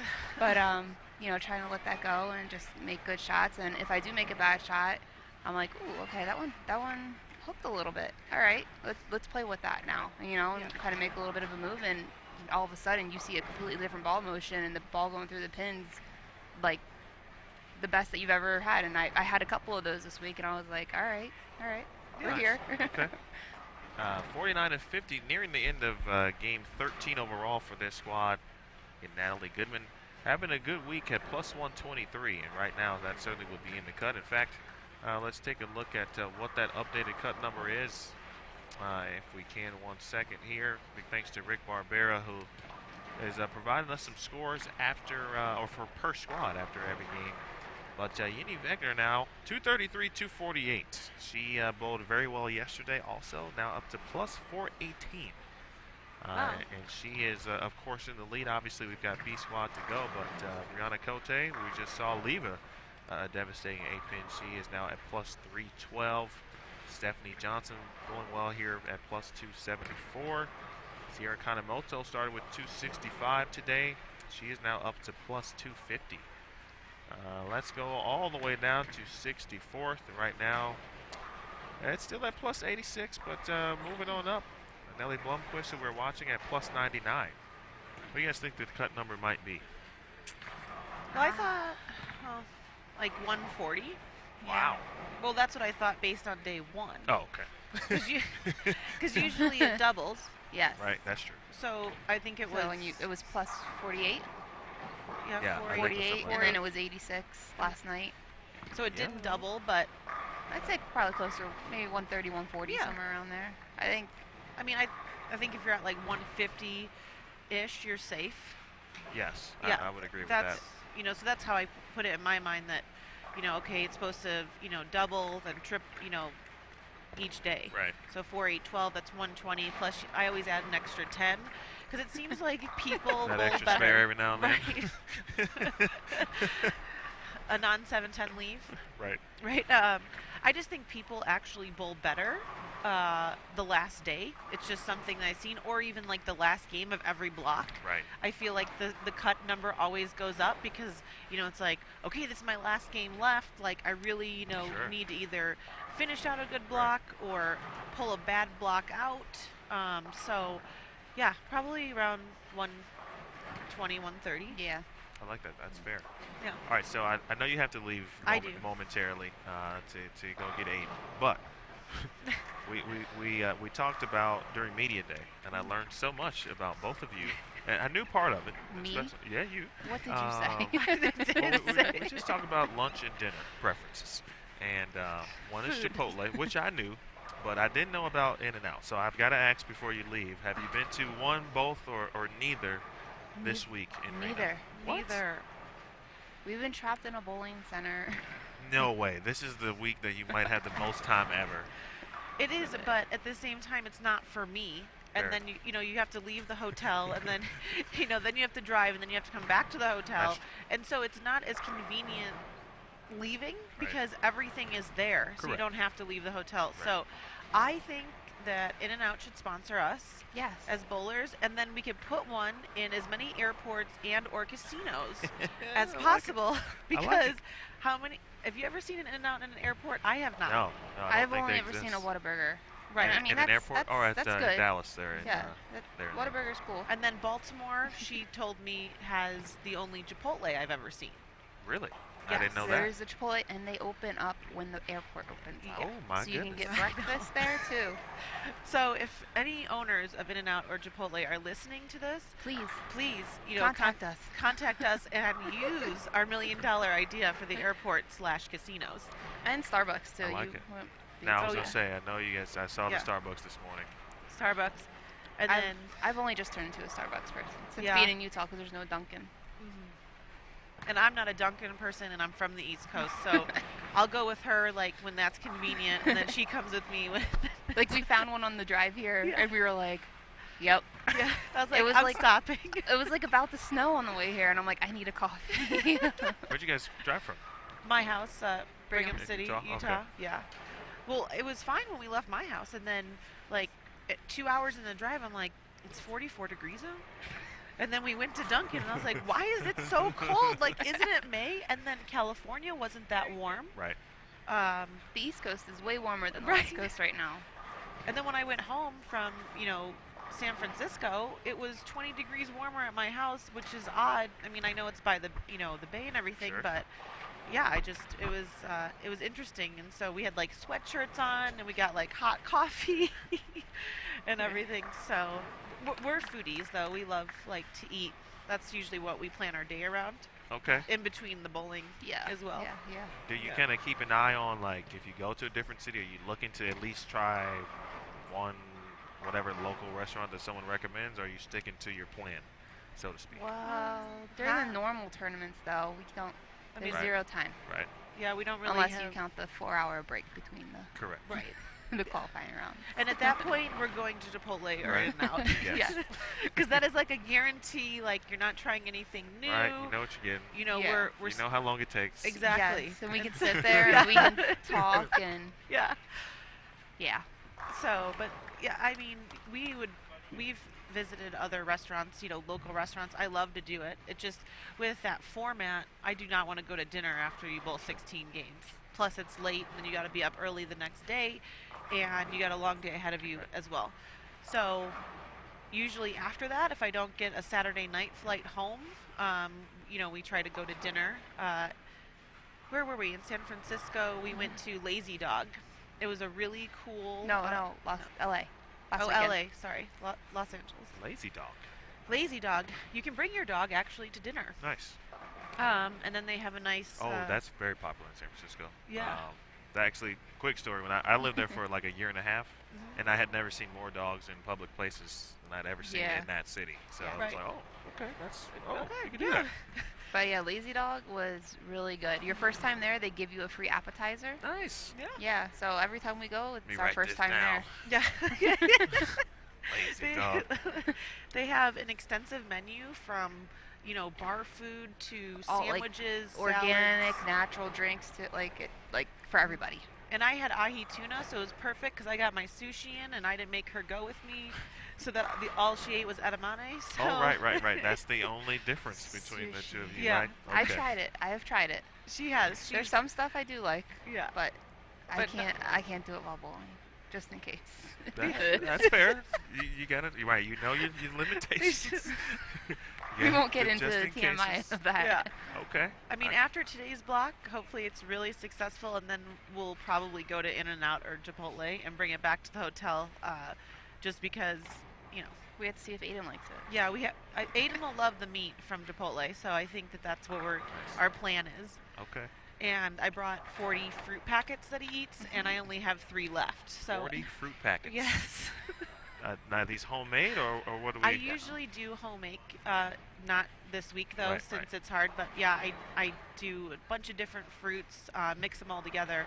They actually, like, Gerber makes these like to-go fruit packets, so it's a lot easier with travel. But he loves them. How about you? Do you like them? Because No. I know you've had to taste the Yeah. baby food. So. Yeah. No, there was one that you were like, this is actually really good. Yeah. It was like a banana strawberry smoothie. I was like, this is good. Like, it's not bad. Kids eating good. Yeah. But he's got to have his fruit packets just in case, you know, because it's hard. Sure. Because I can't make all of his food. You know, we don't have a kitchen and stuff like that. So it's definitely been a new experience for me this week. And I'm glad that he's here. I actually shot 300 at Yes, you did. Nationals, so I feel like he's kind of my good luck charm. But no, he's been doing really good for being 15 months and out of his environment and, you know, that kind of thing. He's really done really well. So, and he loves Annalisa. So, Well, that's good. yeah. That's very important. I know your mom's here as well, and Hank has left you to go back and do a little work, huh? Yeah. Okay. So I'm gonna, if it's okay with you, run Absolutely. out. You'll get to keep the better half The of better half. the duo. The one that's chatty Cathy. I know. Well, I know. I'll get her to say a few words. Yeah. All right. Appreciate you, Lindsay. Thanks for stopping by. Thank you so much. Oh, hi, Kenny. I hope you're doing well and feeling better. Bye. That is Lindsay Boomershine. She's going to tend, of course, as you heard her, to Aiden, and so she'll be back on the lanes this afternoon as we watch the end of Game 13 here of A Squad. Clara Guerrero shot 209 on this pair. Carla Allsgood 173. Dawn Christ 188. And Brianna Andrew just finishing up now, of course, 214. So, Alicia Current, Yes. Emil. you work for Dexter now. I Is that do. correct? The best shoe company in bowling. The number one. What? How did that opportunity come about, and kind of what's the best part of what you do? Kind of just fell in my lap, I And guess, if a and little if it's bit. non-shareable, that's well, totally okay, no, obviously. But Tyler Jensen, Mhm. who used to be working for Storm as a regional sales manager in the southwest, I Sure. guess. he is now the new vice president of Dexter. Nice. So, he, I guess, wiped everybody out a little bit and hired some new people to come in and visit the pro shops and really get to know more of the pro shops one-on-one and see faces and everything like that. So, just kind of came about, and I think I'm the only female type of, In your I position? guess, like a product specialist, or comparable to, I guess, like Travis, my boyfriend, who's an RSM of Storm. Okay. So kind of like that. So it's kind of cool, kind of breaking ways for that. Nice. You know, kind of goes with the whole Artemis thing Right. a little bit too. So So a lot of traveling? in it that? is. It Okay. is. Yes. I cover everywhere from Pennsylvania down to South Carolina. So And this allowed you to move home, right? well, we moved home because Travis was the Northwest Regional Sales Manager. Okay. And then Storm ended up making a new territory to kind of, I'm not sure, I guess, kind of shrink a little bit of a territory for the Okay. others to have a little bit more of a time to Sure. visit shops and everything like that. Don't quote me on that. Sure. So they made a new territory, and they asked if he would be interested in it, and we'd be able to move back home. So that's what we did, even though we really loved Utah and being out there, and it's a beautiful country. If you've never gone to Utah, go there and I've visit. only driven through it, so it's on my list to actually, obviously, stop in, check out some things. Yeah. And, but even just the time I saw it, it was literally just on 80. But everything around it was just like, wow, Yeah. this is great.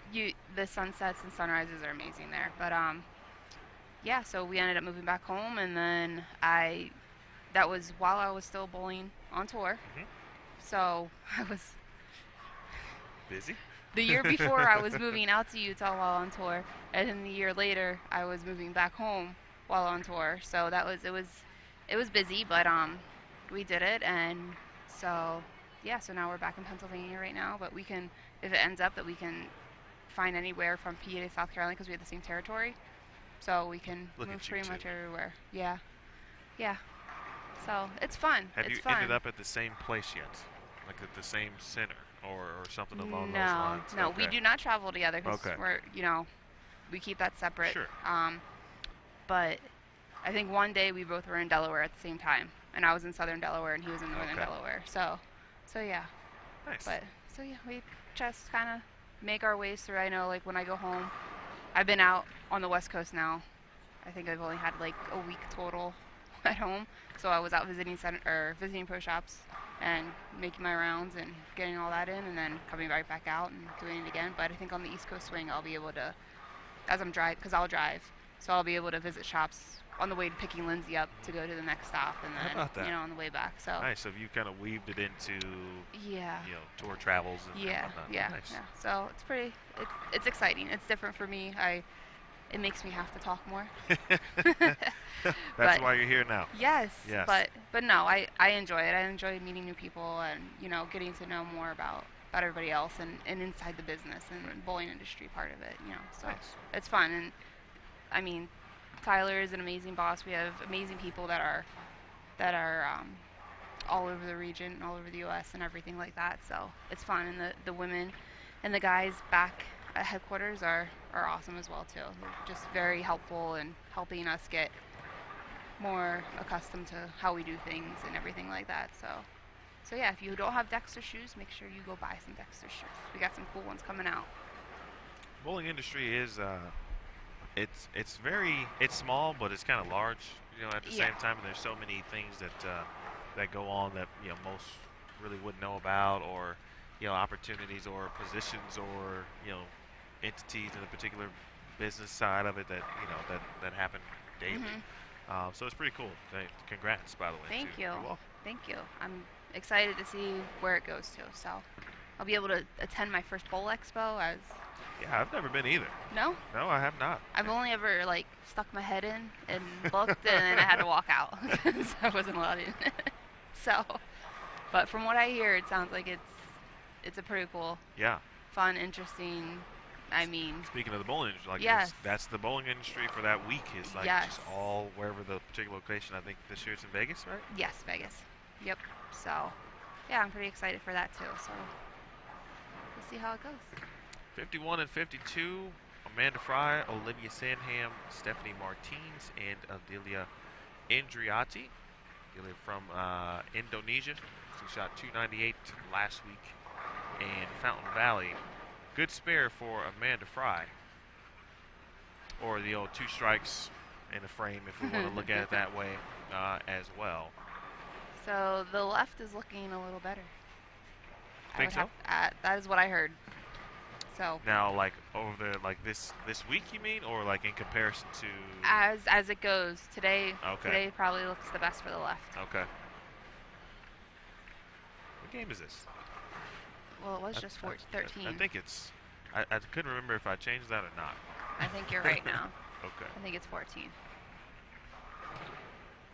But We will have scheduled to have Elise Bolton join us for the final hour, but we'll give Alicia at least like 8 to 10 more minutes because we got them off to a little late start. that's okay. So Kim Power, she's awesome at pictures. she is, and I learned a lot about her this morning. Yeah. And I was very excited. Like she's a video game engineer, which I did not know. I knew she was into software engineering of some kind, but then we got into video games. Which I'm not much of a video game player now as I was earlier in life, but I was telling her that I have some young nieces and nephews, and every time I come over, they're always trying to get me to play Xbox and PlayStation. Yep, and that stuff. is all my nephews do. My niece will partake in it sometimes too, just to make them angry by playing bad. They basically hinted at, hey, I should get them this game for their birthday that's they're coming up. So there you go. You got the they inside. Got me. Yeah, they got me. Inside scoop. They got me. They were very strategic in that regard. Game 14 of 15 overall for A Squad. This is game 4 of the day. Did you see anything? I know, like for example, Lindsay mentioned in game 3 is when she shot her highest game. But did you see anything as the block moved forward on the fresh that either allowed you to score better, kind of keep the same pace, or ran into maybe even some form of issue in a sense? In all honesty, no. Okay, that's good. I wasn't making huge moves. Okay. I can tell you that when I first started the very first game of the first day, the first 3 frames, I started right, a little farther out. Didn't look too well, and I took a step in, and that was it. And I just kind of stayed there and just, kept it in control of what I could do. And I mean, like I said before, just keeping it in front of me and just making sure I'm hitting my mark and keeping my hand behind it and doing whatever I have to do to strike. Now, obviously, not to get ahead of ourselves, but you got 5 games of qualifying to go. How do you keep kind of everything in your mind, just kind of chill in regards to what's upcoming? For example, bracket play is upcoming, but still 5 games to go before you even get to that point, and it's completely different.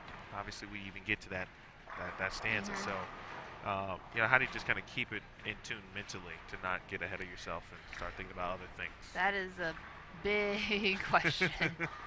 I have probably one of the worst mental games as a player, and I've been working on it as I go. It looks like we have a phthalate problem here. I've been working on it as I go. I've been reading some books, just trying to figure out what works best for me. And I don't know if I found it this week or not, but we'll find out. Just kind of making sure I'm always breathing.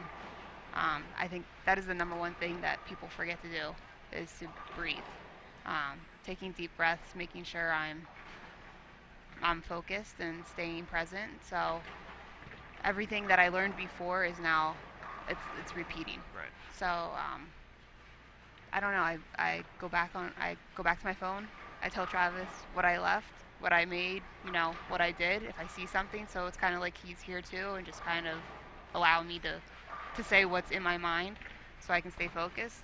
Drink some water and then breathe and go up and throw a shot again. So just kind of making it more simple than more confusing, and not throwing too many variables in there.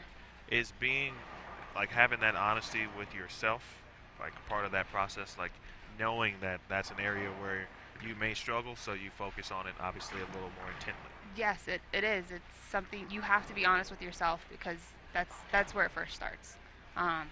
I've been learning a lot about myself. When I just go to the gym, I will either have an audible on about mental game, or I will be on like doing some warm up of cardio of some sort, and I will try to make sure I read at least a chapter or 2 chapters while warming up, and just really staying focused on what it's telling me. So, yeah, I don't know. We'll see. It's been okay. So, I mean, everyone has bad days, has bad games, has a bad frame, but you kind of have to leave it there and learn from it, learn from that mistake you made, and hopefully I can keep doing that because I like the Queens tournament.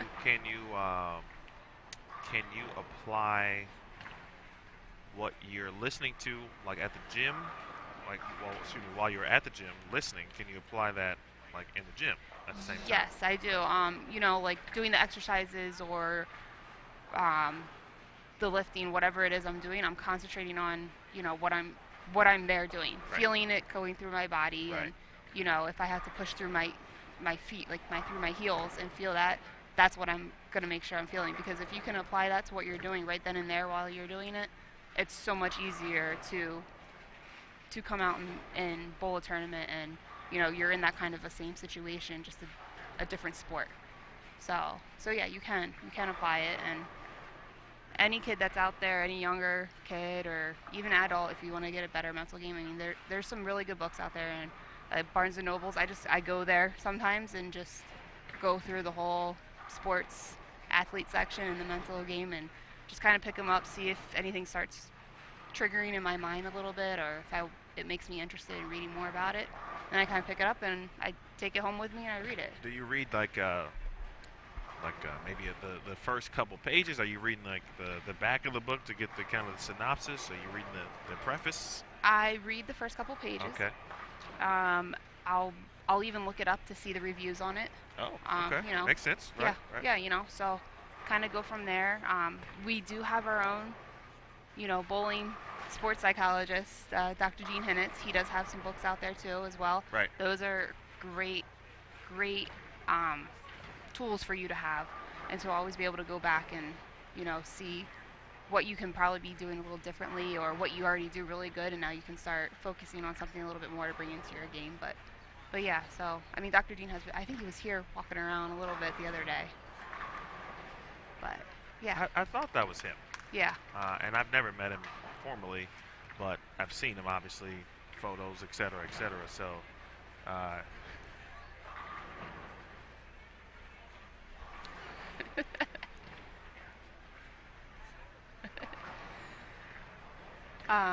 yeah, no, he's amazing to work with, and I was very fortunate to have that opportunity while on junior team and at Wichita State. So yes. And it's fun I have a couple younger bowlers who are coming up through, and one was Morgan Klein. She just came out here, first time in Reno, first time on a plane, and she bowled the Storm Youth Championships, which Storm Youth Championships are amazing. If you have a junior bowler, get them to one of them. And she came out here, and I was like, you're going to meet Dr. Dean, and they kind of did a little bit with him and everything. So it was pretty cool to see an 11-year-old pick up on some things that she needs to start doing differently, or how she needs to think. She's so mature for her age, but I mean, we have a little goal book that she goes through and writes down her goals, what she wants to accomplish, and we go from the time she starts to the tournament that she has coming up. And so right now we're concentrating on junior gold, and she's making sure she's writing her goals down every day, and being the best person and bowler that she can be. Right. I like that. Yes. Nice job, Coach. Thank you. I'm very proud of her. But I'm proud of all my kids. Aiden DeSalsa, I always pronounce his name wrong, I'm so sorry, Aiden. He's an amazing kid too. He's 15 years old. He just won Pepsi States. He was able to take his high school team as a freshman to states where they thought they weren't even going to compete at all. The ball, it came down to the 10th frame a couple times for him, and as a freshman, he's in there and he has to make that shot, and that's something that we really concentrated on, of focusing on that moment to make the shot, and he did it every single time. So it's cool. It gives me goosebumps now, just thinking that they've done that. Right. But it's all them. It's all hard work that they do and put into the game. So. And you formerly, or previously coached, I should say, at Delaware State for a few years. I did, yes. And you still, and good to hear that you're still coaching, kind of in that sense. Just, lessons here Right. and there. I have a couple kids who I picked up. We did an all-girls clinic, actually, at my home center. One of the high school coaches wanted to try to get the interest of the younger girls Right. into high school bowling and everything. So he decided to hold a clinic, just kind of threw it together, and we had probably like 10, 12 girls. And I was able to pick up some of those girls and give them some lessons, and it's fun. They're all different ages. I mean, Nice. 11 is the youngest, and 18 is the oldest that I have right now. So it's cool to see them all different things, but the same things that they do too, even at different ages. Right. Like something, I don't know, but they all know each other too a little bit. So and they bowl against each other. So it's fun. It's really fun, and I hope that more young girls start to get more interested in the bowling world Right. back home, and that way we have our high school programs are mixed for us on the east Okay. part of PA. Western has mixed, but they also have girl teams as well. So more so on the east coast, on the eastern part of PA, it's a little bit of mix. So we're trying real hard to get some more girls interested to start having their own teams and being able to be competitive and not have to be with the guys in order to compete. Does the state not have like its own? Well, you mentioned there was a state tournament, and so Bowling, high school bowling is recognized by the PIAA, which is our high school right. athletic association. So everything is PIAA until you get to states. Ah, okay. But they still do, like if you win states, you're going to get a banner hanging up in your high school. It's just not like official.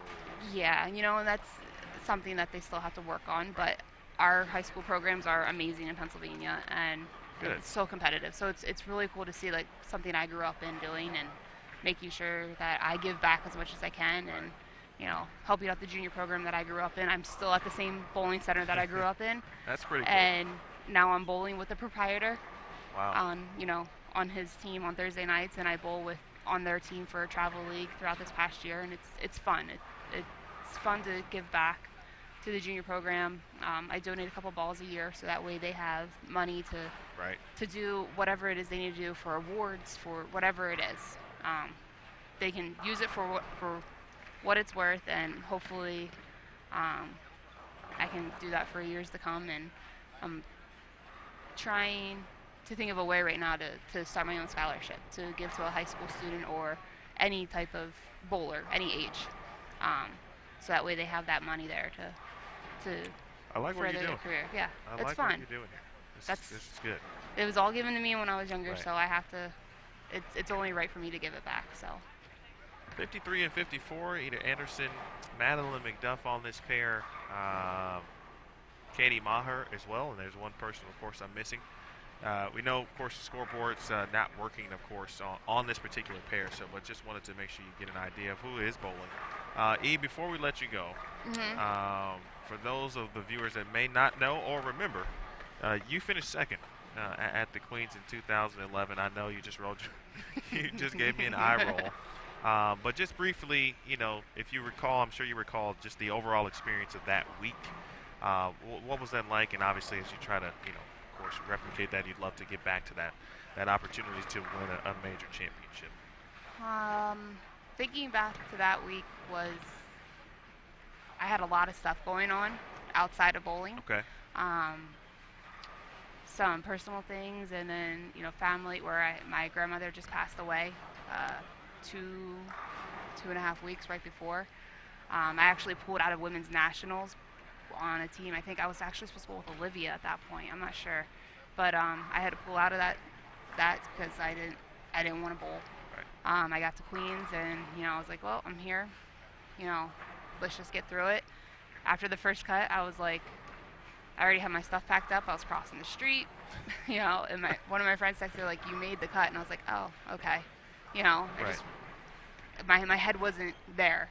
So then I was like, all right. So I go back in, and this is when it was the 10 games and then 5 games Right. more. So went back in, bowled again, thought I didn't make it, and I ended up being the 52nd seed. And from there on out, I have no idea. I have zero clue what was going on through my head.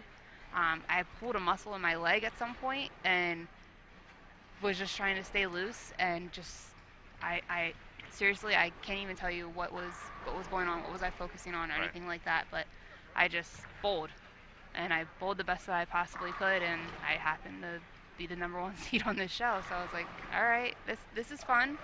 And even though I go back to the little interview that I had with Carolyn, and she was like, oh, are you nervous? And I was like, no, but I think I really was nervous at that point, and I couldn't admit it to myself, because if I thought it, then I would have been super, super nervous. So, but yeah, I mean, that it kind of feels a little similar right now.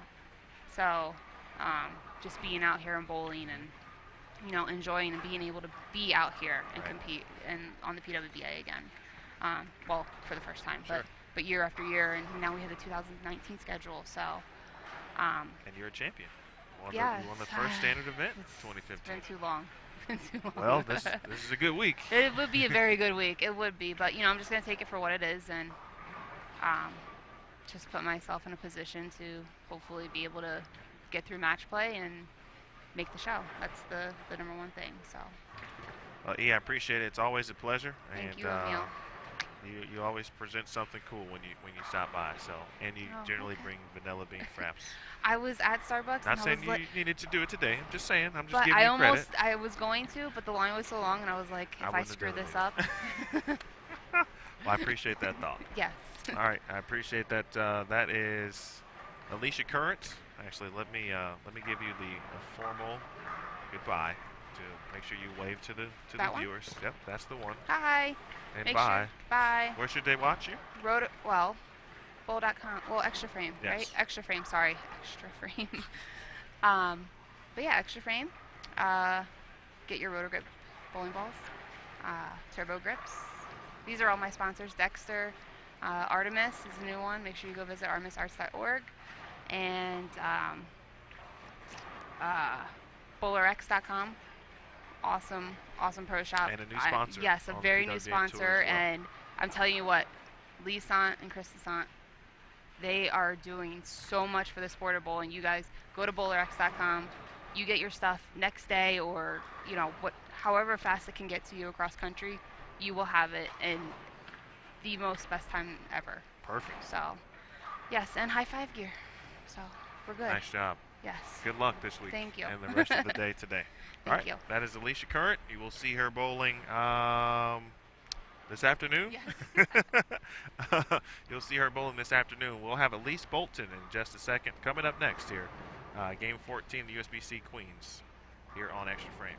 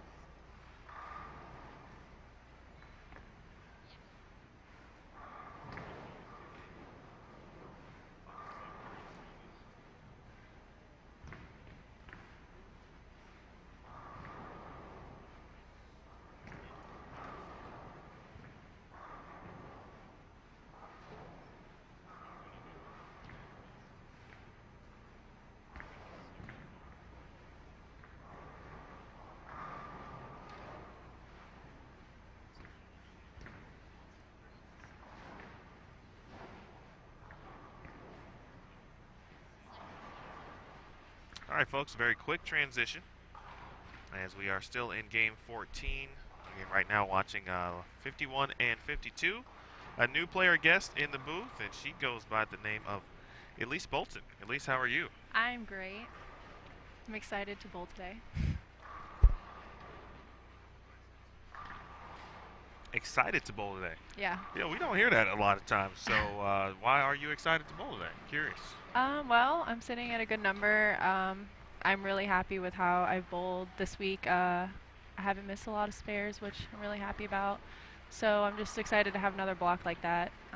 Regardless of the outcome, I just want to have the same kind of block where I don't miss a lot of spares. So. Right now at plus 83, so a very, very good position, as you mentioned, to be in the top 64 for tomorrow. On the lanes, why have you been successful? Obviously, clean frames, of course, certainly help, but anything specific that you've kind of recognized or noticed on the lanes that have allowed you to be successful, and then also the things that you say, okay, I need to stay away from this, or be on the lookout for this transition, for example? Well, I really just kept the ball in play. When I was like ringing 10 or couldn't carry, I just kind of kept with it until it became a problem where I really needed to switch. So I think that was the biggest thing for me is I had Nate behind me, help me. I think in some situations I would have maybe switched balls to try to carry more, where he's like, just keep throwing it good, just keep the ball in play, because some pairs are pair to pair, so you're just not going to carry on some pairs. So I just kind of grinded out for 2-0 and tried to hit a pair where I could actually carry. So. In your tour experience, and how would you describe kind of from when the tour started and when you kind of first came out and then until now? What's the journey and the experience been like for you? Yeah, it's been a roller coaster for me. A lot of people don't know, but my first season I was hurt. I pinched a nerve in the back of my shoulder. So the first season was kind of like I just wanted to go out. I didn't really expect a lot because I was injured. I'd been playing a lot with my game. So I've learned a lot about myself over the last, 4 years now. I've changed a lot of my game. So I think that's why it was a roller coaster for me. I could have came out and just did what I normally did, but I saw all these girls who were really good, a lot of power players, and that really wasn't my game. And I kind of made the decision to really focus on trying to, get my rev rate up, get my speed up, and that's not easy. So it was really hard for me. It's not. Yeah. So where I am now, I definitely wouldn't be the player I am today if I didn't have the failures that I've had and success. So my game's changed a lot because of, watching these ladies out here who are phenomenal.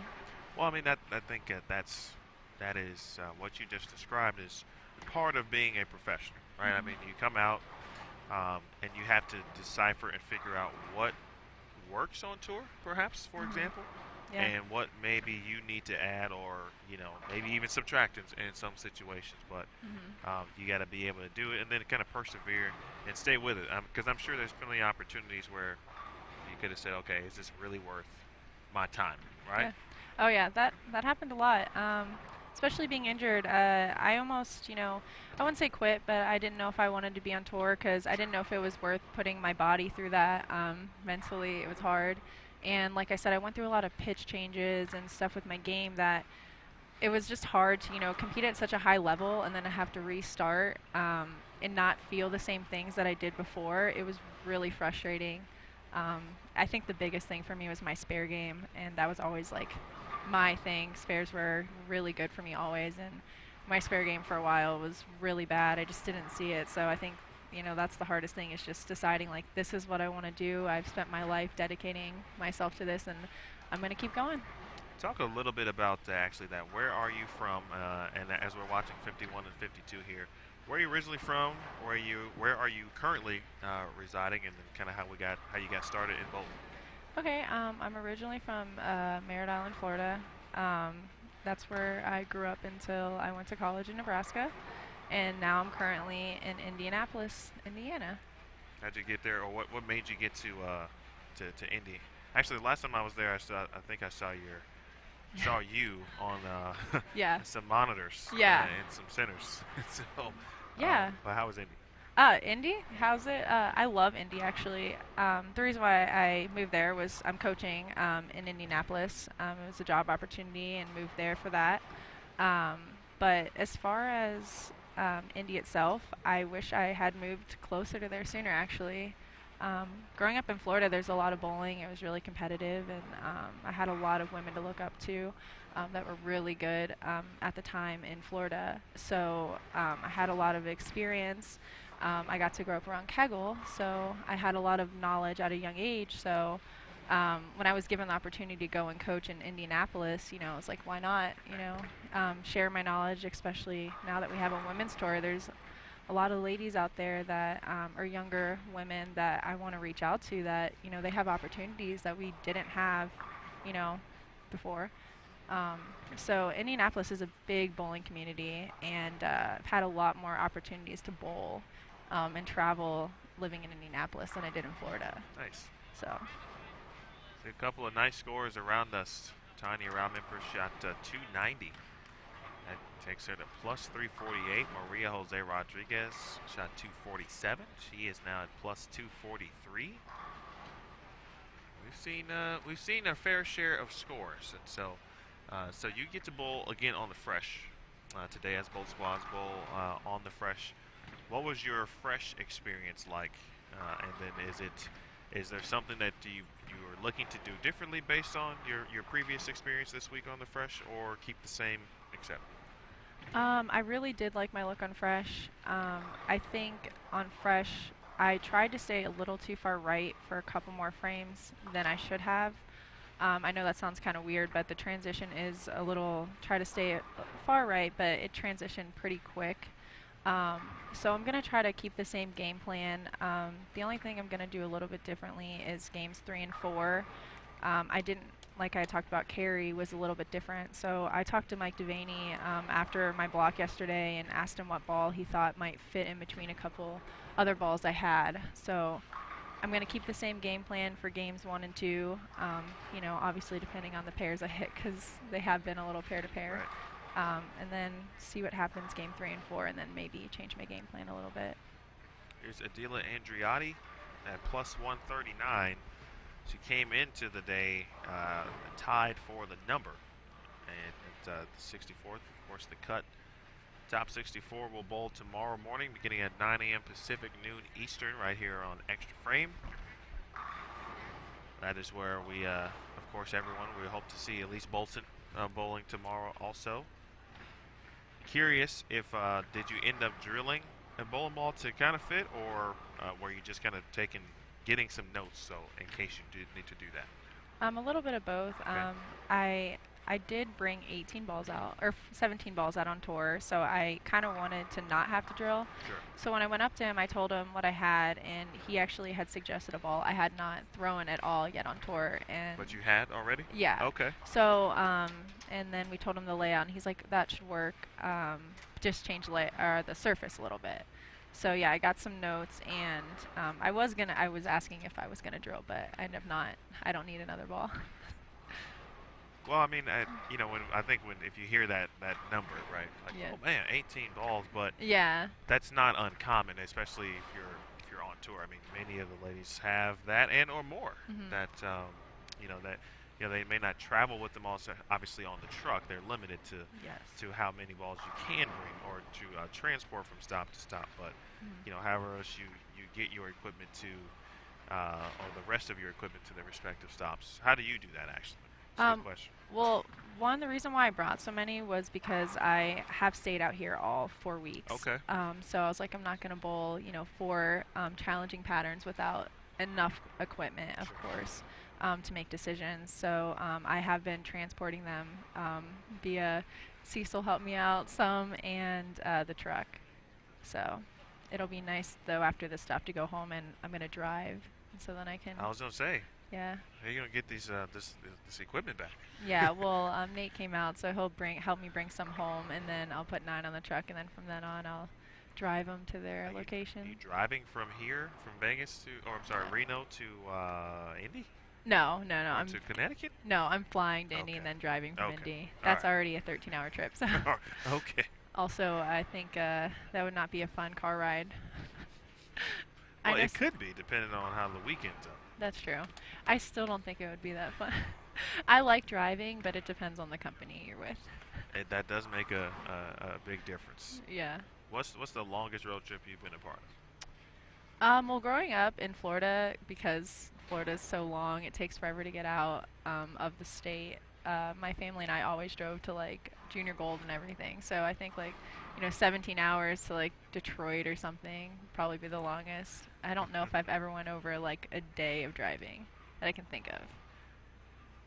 Finishing up game 14 overall here for the A squad, and of course, as we look at a few numbers, after 3 games, actually Amanda Fry had shot 255, 2-0, 244, and right now, had the early miscue, but 1 open, and still in decent position here, plus 207 overall, and here is Amanda Fry.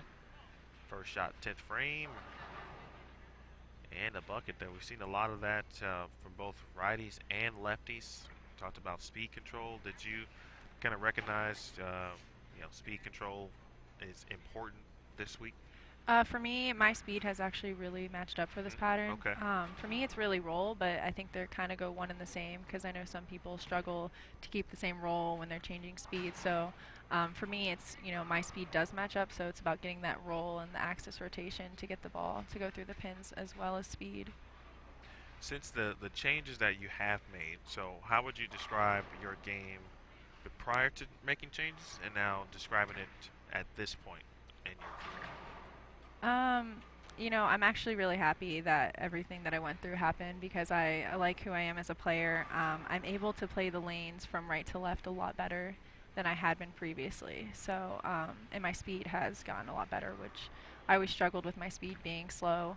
I'm still a little bit slower than a lot of these girls, but it's a lot better and more under control on patterns like this where, sometimes speed has to change in order to get your ball to go through the pins right. Would you have considered yourself like a straighter player, prior to, or now in between? You've added some rev rate, of course, but you wouldn't consider yourself like a power player, for example?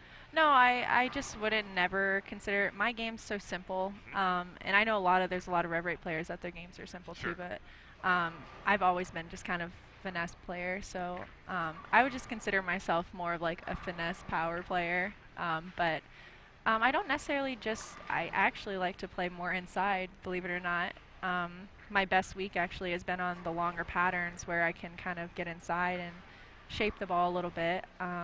So I kind of consider myself, in between, everyone. A couple opens in the 10th for players here. Maybe a Sandham split in the 10th. The count does give her 201s. It's always good to have that one pin above.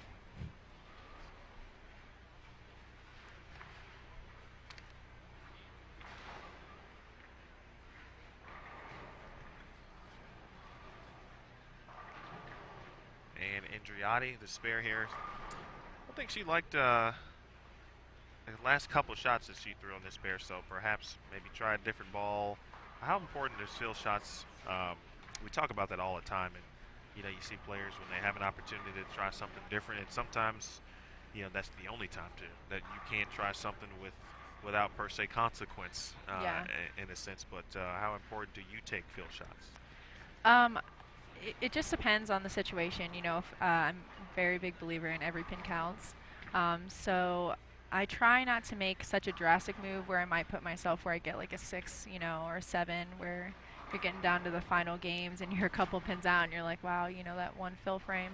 But yeah, having that extra look, especially when they're pair to pair like this, and if you make the transition where you make the turn down to the other side, and the lane's going to hook a little bit more, hook less, it's nice to see what ball might give you that shape you want on that next pair. Especially if you're, close to the number and you really need to carry a little bit more than you had that game. Yes, that obviously is not the most ideal situation. I think in every level of bowling, we've all kind of been there at some point to where we experienced that. But, I think you get the right idea, certainly, of managing it. And you're right. I mean, how many times do we see where cuts are you know, 1 or 2 pins off, and you know, you're either above or below by that same number, and which always makes it. Obviously, if you make it, great. If not, then it's not the best feeling in the world. I've honestly done that a lot of times where I've been the first couple pins out of the cut. So normally if I have the chance to just strike out and take every pin I can, I do it without taking the fill shot, just because I've done that so many times.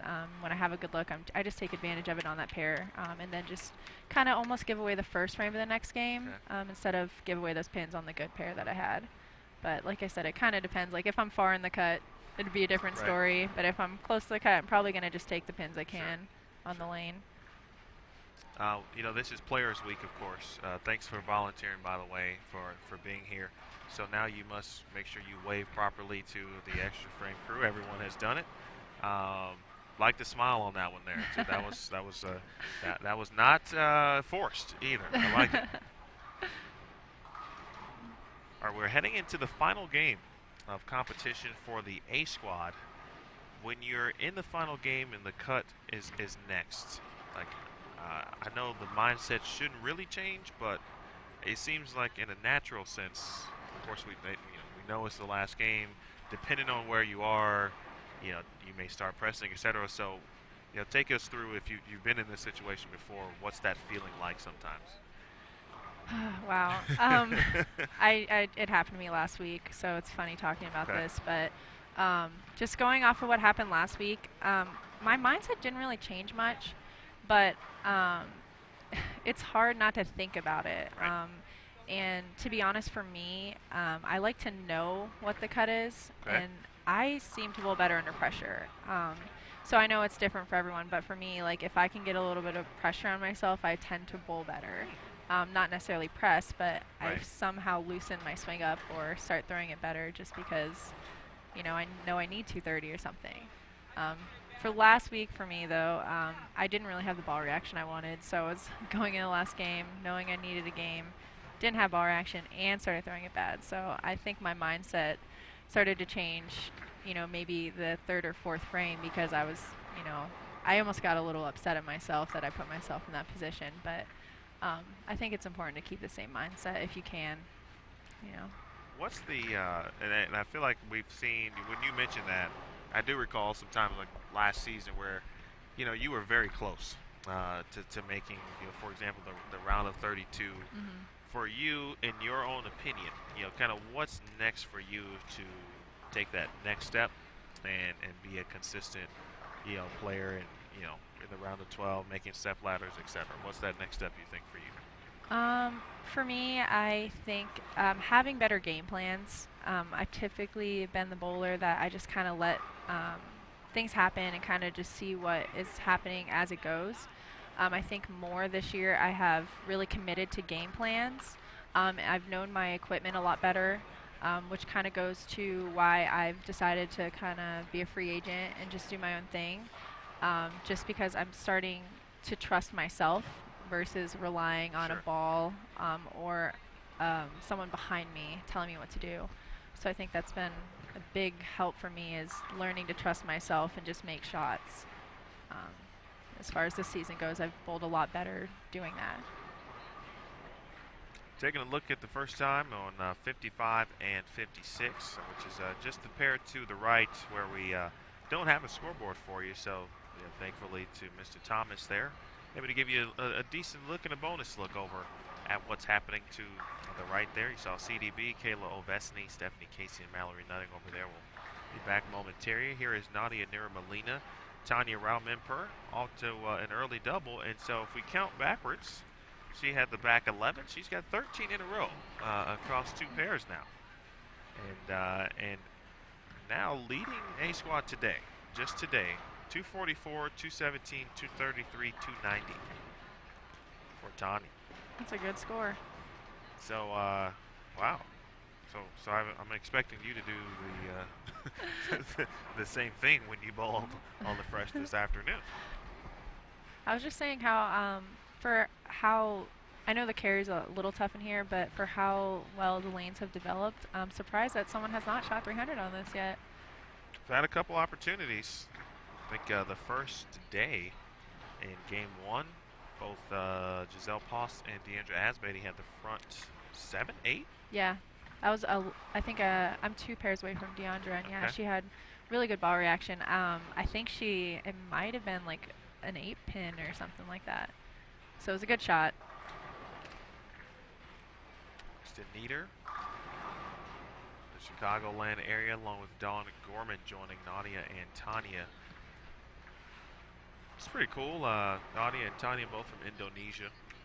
I'm getting a chance to actually across this week. That certainly helps, I'm sure, from being comfortable, especially perhaps Nadia, who making her first couple tour event appearances. For example, they started in Fountain Valley in Team Indonesia.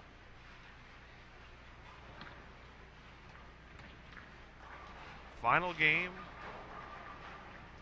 where the players are playing now. So, for example, on now 51 and 52, let's kind of watch where players are playing, and then, did you see other players playing in this area? Did you play, some similarities? Have you seen anything that said, some players are playing where you were playing about this time, last game on the Fresh? Probably won't see it here from Amber Vega. Speaking of 300s, though, she shot 290. Oh, wow. And while we have it, let's take a look at that.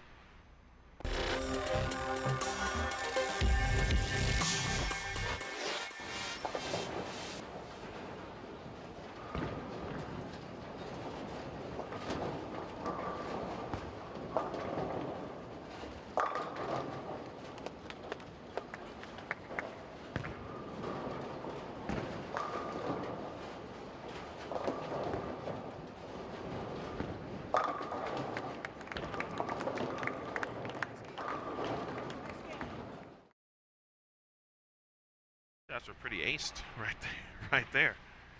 Nicely done from Amber. Now -1, and so Amber would really need a big game here just to give herself any opportunity to be in the top 64. Casey Landers also on this pair, +34. Some pins out there for her as well if she can find them. Mandy Wilson. Now back over to Nieder and Tanya Raumemper. That's a couple shots already where the ladies missed the head pin on this pair.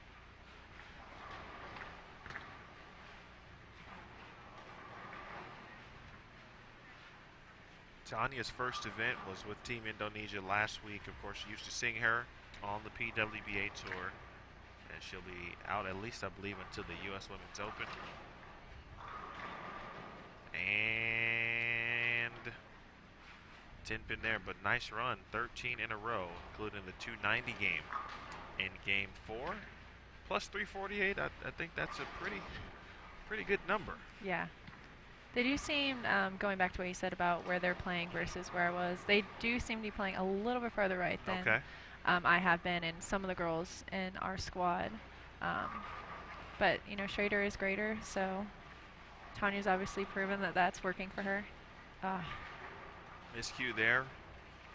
Tanya obviously won't hurt her in the long run, but we all know that we prefer not to miss spares and certainly single pins.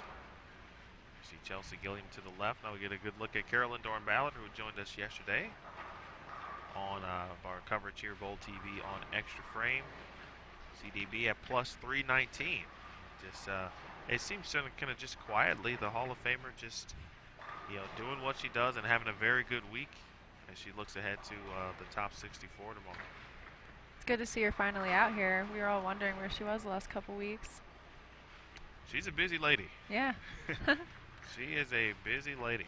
A lot to do, and of course, great family, Dell and their daughter, Nisha, as well. Good shot there from Dawn. All right, as bowling continues on, when you sat down, you said you were really excited to bowl. Are you still? Is that level still high on the excitement meter? Yes, but I know I need to kind of tone it down because for me, my anxiety will go through the roof, and it does affect my shots a lot for me. So. Well, you like pressure? I do, but it's a different type of pressure that I put on myself when I'm just too excited. how do you kind of get that that anxiety portion down or controlled? Like, what's your method if you have one that might help someone else who has that before they bowl or during their bowling? For me, it's just going back, sitting down, and thinking about how many hours I put into this. Knowing that I know how to bowl, I can do this, and just do what I know how to do. That's really what gets me settled down. It's it's what I do for a living, and I'm sure a lot of these ladies do the same thing, where it's like it just should come naturally. So that's kind of what I do is think about all the hours that I put in and just try to calm down. And it's nice having this is the first tournament I'm having someone behind me. Nate's out here, so it's nice where can kind of tell me when he can see that I'm amped up and just tell me to kind of calm down. Right. Because normally sometimes I don't know if it's me or the lane or the ball. Do you tend to show it when you're amped up, or you just, obviously when it's happening, but could someone else recognize it if they don't know you, for example? If I'm missing spares. Okay. Typically, yeah, if I'm missing spares, people can tell that's when I'm not in it.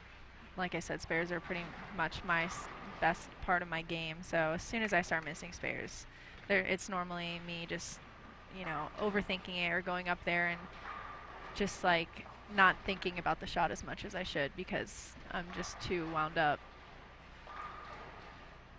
Who got you started, in bowling? Obviously, you ended up at Nebraska, but you had to get to that point. So how did that take place? Well, I was originally born about 45 minutes from where I am, which is in Melbourne Beach, Okay. Which was Satellite Beach Lanes.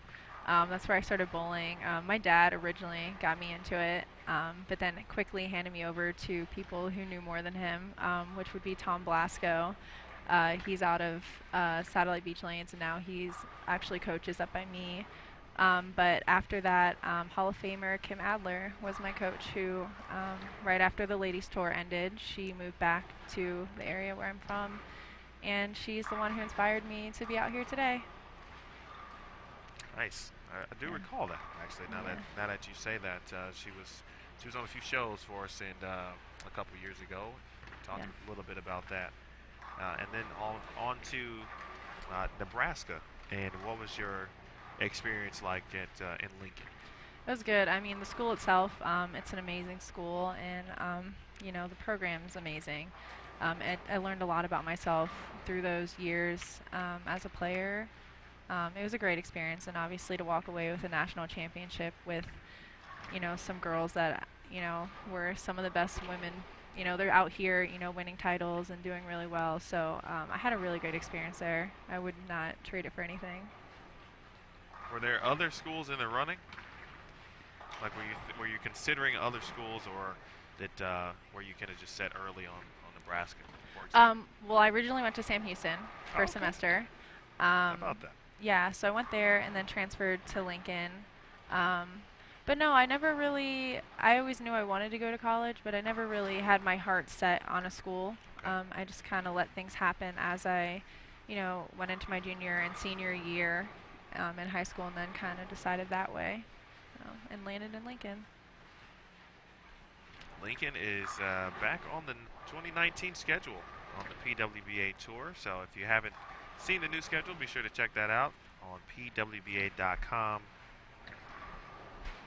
Lincoln 1, of course, will be back in Connecticut, but we actually haven't gone to Connecticut for the first time, and we will do that. It'll be the first event actually after the USBC Queens. Are you bowling every stop this year? Yeah, I think so. Yeah. This will actually be my first time ever bowling in Connecticut, so I can check a new state off the list. I hadn't been to, I think we went to a kind of a site visit just to check on things, and that was my first time in the state too. So I'm looking forward to going back and hopefully, either seeing something or checking something out from a local perspective that would be recommended.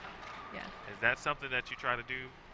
And obviously time is not always on the side of everyone when we travel, but is that on a list that you'd like to be able to do that if you can? For me, it's food. I like to always check out new food places, where the locals like to eat, or I'll look and see if there's something on the Food Network that's in the area. You know. I should start doing it. Yeah, I really like cooking, so I like to go to different places and get ideas. So that's my favorite thing to do traveling. What's your go-to dish to cook? Like what's Wow. If you made it, like people are just gonna be gone instantly. Honestly, not to brag, but I don't really have a signature dish. I kind of just whatever's in the fridge, I can cook and make a gourmet meal out of it. Wow. So I don't really. For me, if I'm going somewhere, Cuban or Greek, they're tied. They're my favorite. But for me, I don't have like a signature dish. I just cook whatever. So you got skills, is what you're saying. Thanks to my mom. Okay. Well, yeah. And my grandparents. Right. That's what's up. Okay. Yeah. Well, you put it out there, so I'm just. If you ever mention cooking around me, I'm then going to say, hey, listen, you've got to bring something at some point, because you can't just say that you're a good cook and not have people trying to try it out. So maybe we'll do like an extra frame cooking. I would love type that. thing. Honestly, if I had the time, I would go on like Top Chef or something. They had like a home cook one time, and I thought about it, but bowling comes first. Fair enough. Fair But enough. Well, don't lose that idea. Yeah, if I'm not bowling though, I'm normally at home cooking or doing something along those lines. Again, the 2019 schedule will begin in Cleveland next season, the Greater Cleveland Open. Then on to Cedarville Lanes in Eagan, which will also be hosting the first event at that center this year, coming up in August. Actually, it'll be on CBS Sports Network, the Stepladder Finals. Then on to Lincoln, of course, that we just talked about. Then the USBC Queens will be in Wichita, of course, coinciding with the USBC Women's Championships, which will be celebrating its 100th year. Then we'll be back in Sonoma County at Double-Decker Lanes next year, and then we head to Tucson, Arizona for the first time as well, at least since our time back, of course, on tour. And that'll be followed by the Fountain Valley Open and Fountain Bowl. U.S. Women's Open will be in Las Vegas at Texas Station. Of course, the Striking Against Breast Cancer Mixed Doubles event, of course, also known as the Lucy, in Houston returns. In East Hartford, Louisville, the Orlando Open, the Players' Championship will be in Raleigh, North Carolina. So already looking forward to 2019. Any cities that or states that you're looking forward to visiting, actually, on 2019 schedule? Well, Florida, obviously, because I get to go see my family. I am kind of excited to go to Las Vegas, to Texas Station. I've won a couple youth events in that center, so I match up pretty well in that center. So I'm excited to go there. I don't think I've ever bowled in Arizona either, actually, now that I think about it. So that'll be another one I can check off the bucket list. That's what we do here. We're bucket list checkers. Make dreams come true. All right, Tanya up in frame 7. Final game. The competition has gone by relatively quickly each day. That was a good shot. CDB, 9th frame shot here.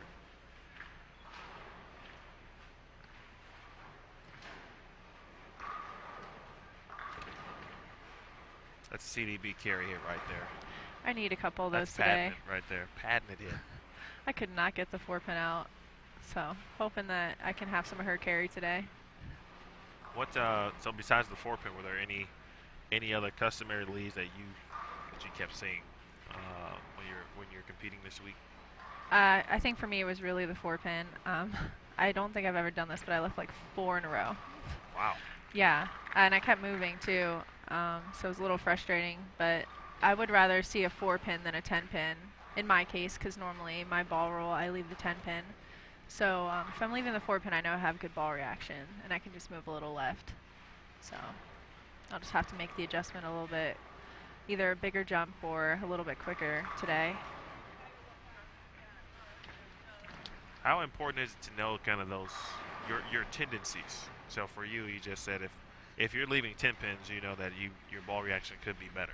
Mm-hmm. So from a viewership perspective, someone's bowling league or they're practicing and they start noticing a trend, perhaps, could that be it, for example? Yeah, for me, I tend to, when I leave a 10 pin, I know, for example, I roll it off my hand. I don't quite get the axis rotation that I want. So I think for me, I know I could tell right off my hand. It's just really from my launch angles. I think are the biggest thing to telling you what your ball is really going to do through the pins. I know a lot of people just look down lane, but I think a lot of it happens in the first, 15 feet. And I can normally tell off my hand if I'm going to leave a 10 pin, which is frustrating. Right now, Nadia Mira Molina is the cut number at plus 98.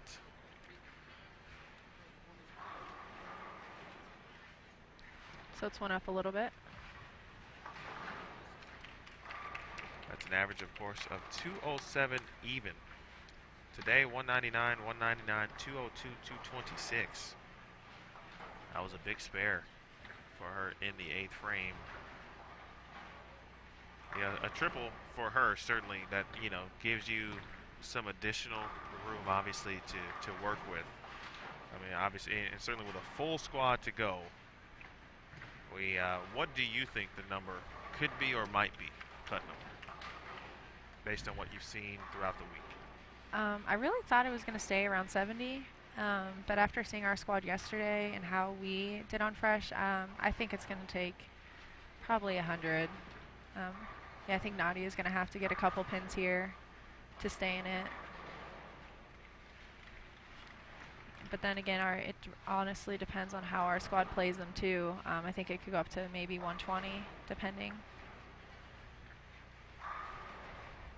Well, you say you had a good squad yesterday. Overall, saw Eliana Lomeli make not sure what spare it was, but she was at plus 101.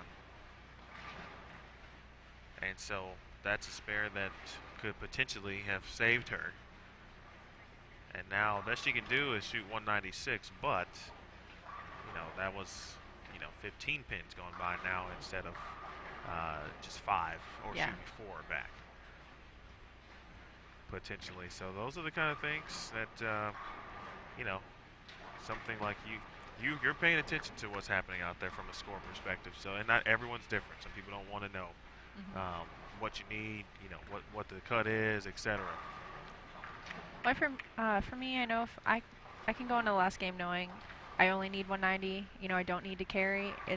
That's what I mean by it's good to know the score, because there's no reason to press for a 220 game when if you're not carrying, you can just kind of grind out a 190 and be okay and not get yourself into trouble.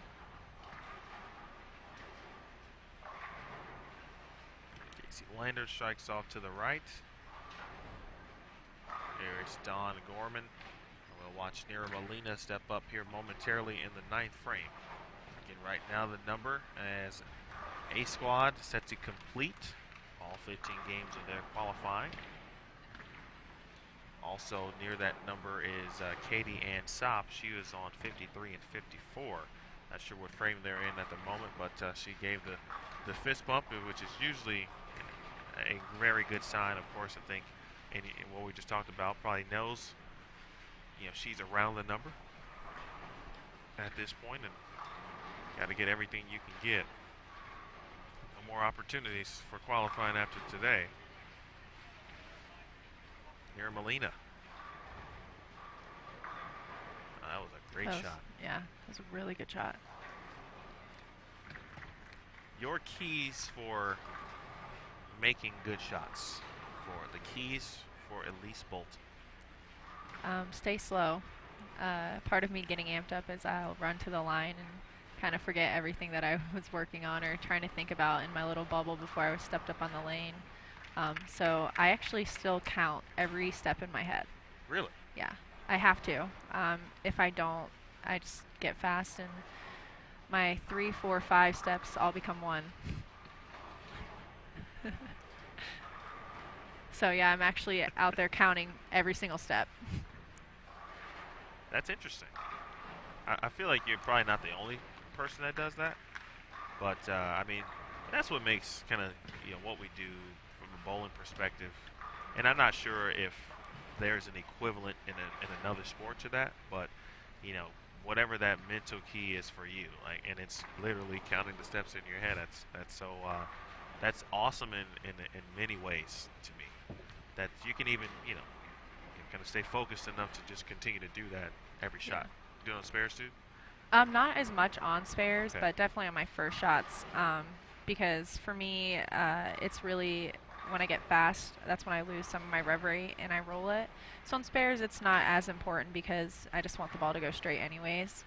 But definitely for those first shots, when I need to get the ball clean off my hand, I need to stay slow and keep my steps in check. It's actually funny when I'm coaching people and I'm like, you know, just count your steps out loud. And they're like, oh, well, that's funny. And I'm like, well, I still do it, you know. Sometimes, you know, the best in the world have to do it too. And as you said, I'm sure there's other ladies who do it as well.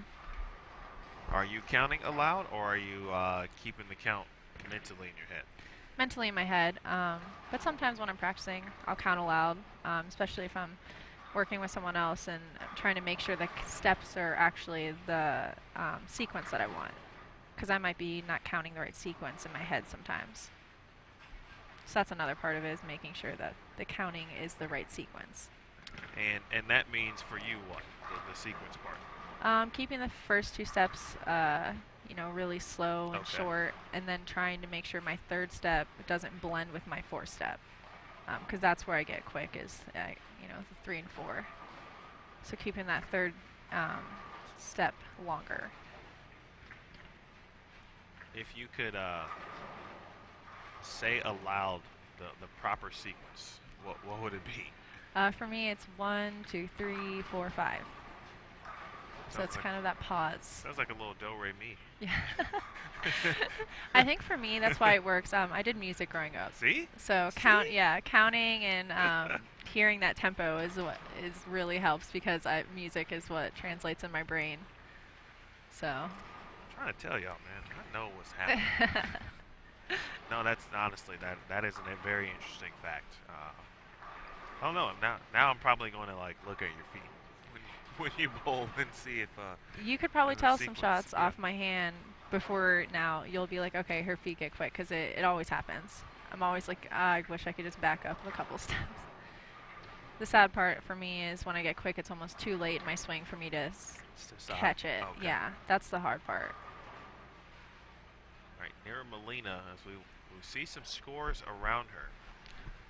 Olivia Sandham can get to 256. She's at plus 50.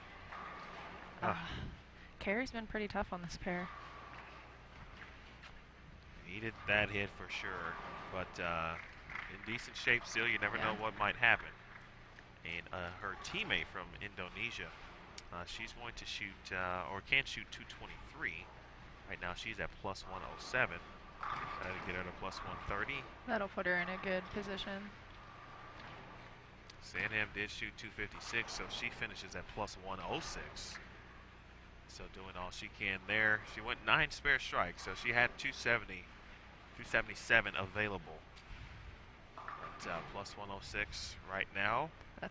That'd be in, but still 5 more games of which you will be deciding, because you're trying to make it into that number as well. So you may be ruining some days, you know. But that's just kind of part of it. It just happens that way. Get spare there for your Molina, and now 207, so she can get to plus 105. Or excuse me. Oh, no, that's right. Yeah, 105. Yeah. So we got a potential of a 106, plus 106, plus 105. A lot of close scores. Yeah, and Giardi made the, you know, from the most room perspective, plus 130. So that seems like a very good number that would be safely inside the number. But 105, 106 certainly will be in, just above, out, but we'll see. Final shot for Nira Molina. I bet she's hoping she had that on the first shot. Heck of a shot there. 207. Raul Memper safely in. And plus 348. Closing things out. Was this your first time in like a broadcast type situation? No, I actually did Extra Frame back in the day for Teen Masters. Okay. Yeah, after I graduated, I came back and in Vanderbilt Hall and did the commentating there. I did like the sideline reporting. So. How about that? Yeah. What year was this? Oh wow. It might have been like 2012. Yeah, 2012, 2013. I'm actually studied broadcasting in school. Did you really? So, yeah, actually, I guess I had done something really similar to this recently. I worked the radio station at Nebraska. That was part of our class. Sure. Was working in an hour a week, so that was a lot of fun. What was the best part about that experience being on the radio? I did that too, and I had a lot of fun. Yeah, just having control over it is pretty cool. Where you can kind of you're in there by yourself. Our instructor wasn't there, so you could literally do whatever you wanted, kind of play around with it. You could kind of do some research and talk about stuff you saw. Current news. Whatever you want to talk about it. So it's kind of cool. Keep yourself entertained. So looking ahead, of course, if you're not bowling, I mean, is that an avenue, the media communications world, that you'd like to get back to at some point, or what interests you now at this point in life? Yeah, if I did that, I definitely would want to do more entertainment though. Something maybe like a lot of people don't know this, but I would prefer to like write for a comedian or do something like that, broadcasting wise. My dream job would be to like write for Family Guy. That's wow. This is the best part about what we've done this week is obviously allow players to be on, which we do that all the time, but to let the viewers know. I'm sure no one, of course, besides maybe close friends, family, but a lot of people are opened some eyes and learned some things from you just in our hour here. So we certainly appreciate you joining us. Yes. Thanks for volunteering. Thank you for having me. Be sure to wave to the good viewers at home. And I'm sure my mom and my grandma and did grandpa you are watching. tell them? Did you let them know? I think so. I think my mom told my grandpa, so he might be watching. Okay. Hi, well, Papa. hi. And Mom. And Dad, maybe. That'll do it for our coverage. Elise, of course, is going to bowl this afternoon. Today's a little different since everyone's bowling on the fresh, so competition will begin at 2 p.m. Pacific, 5 p.m. Eastern time, instead of the previous 2 days at 1 p.m. Pacific and 4 Eastern. So 2 Pacific, 5 Eastern. Results, rosters, and pairings, everything you need, bowl.com/Queens, also pwba.com/live. So we'll see you in just a few hours, and good luck, Elise, and hope to see you in the top 64. Thank you. You're welcome. So until then, folks, for Jason Thomas, Jason McHugh, Aaron Smith, and everyone involved, we will see you in just a couple of hours right here at National Bowling Stadium in USBC Queens. We'll roll on Bowl TV on Extra Frame.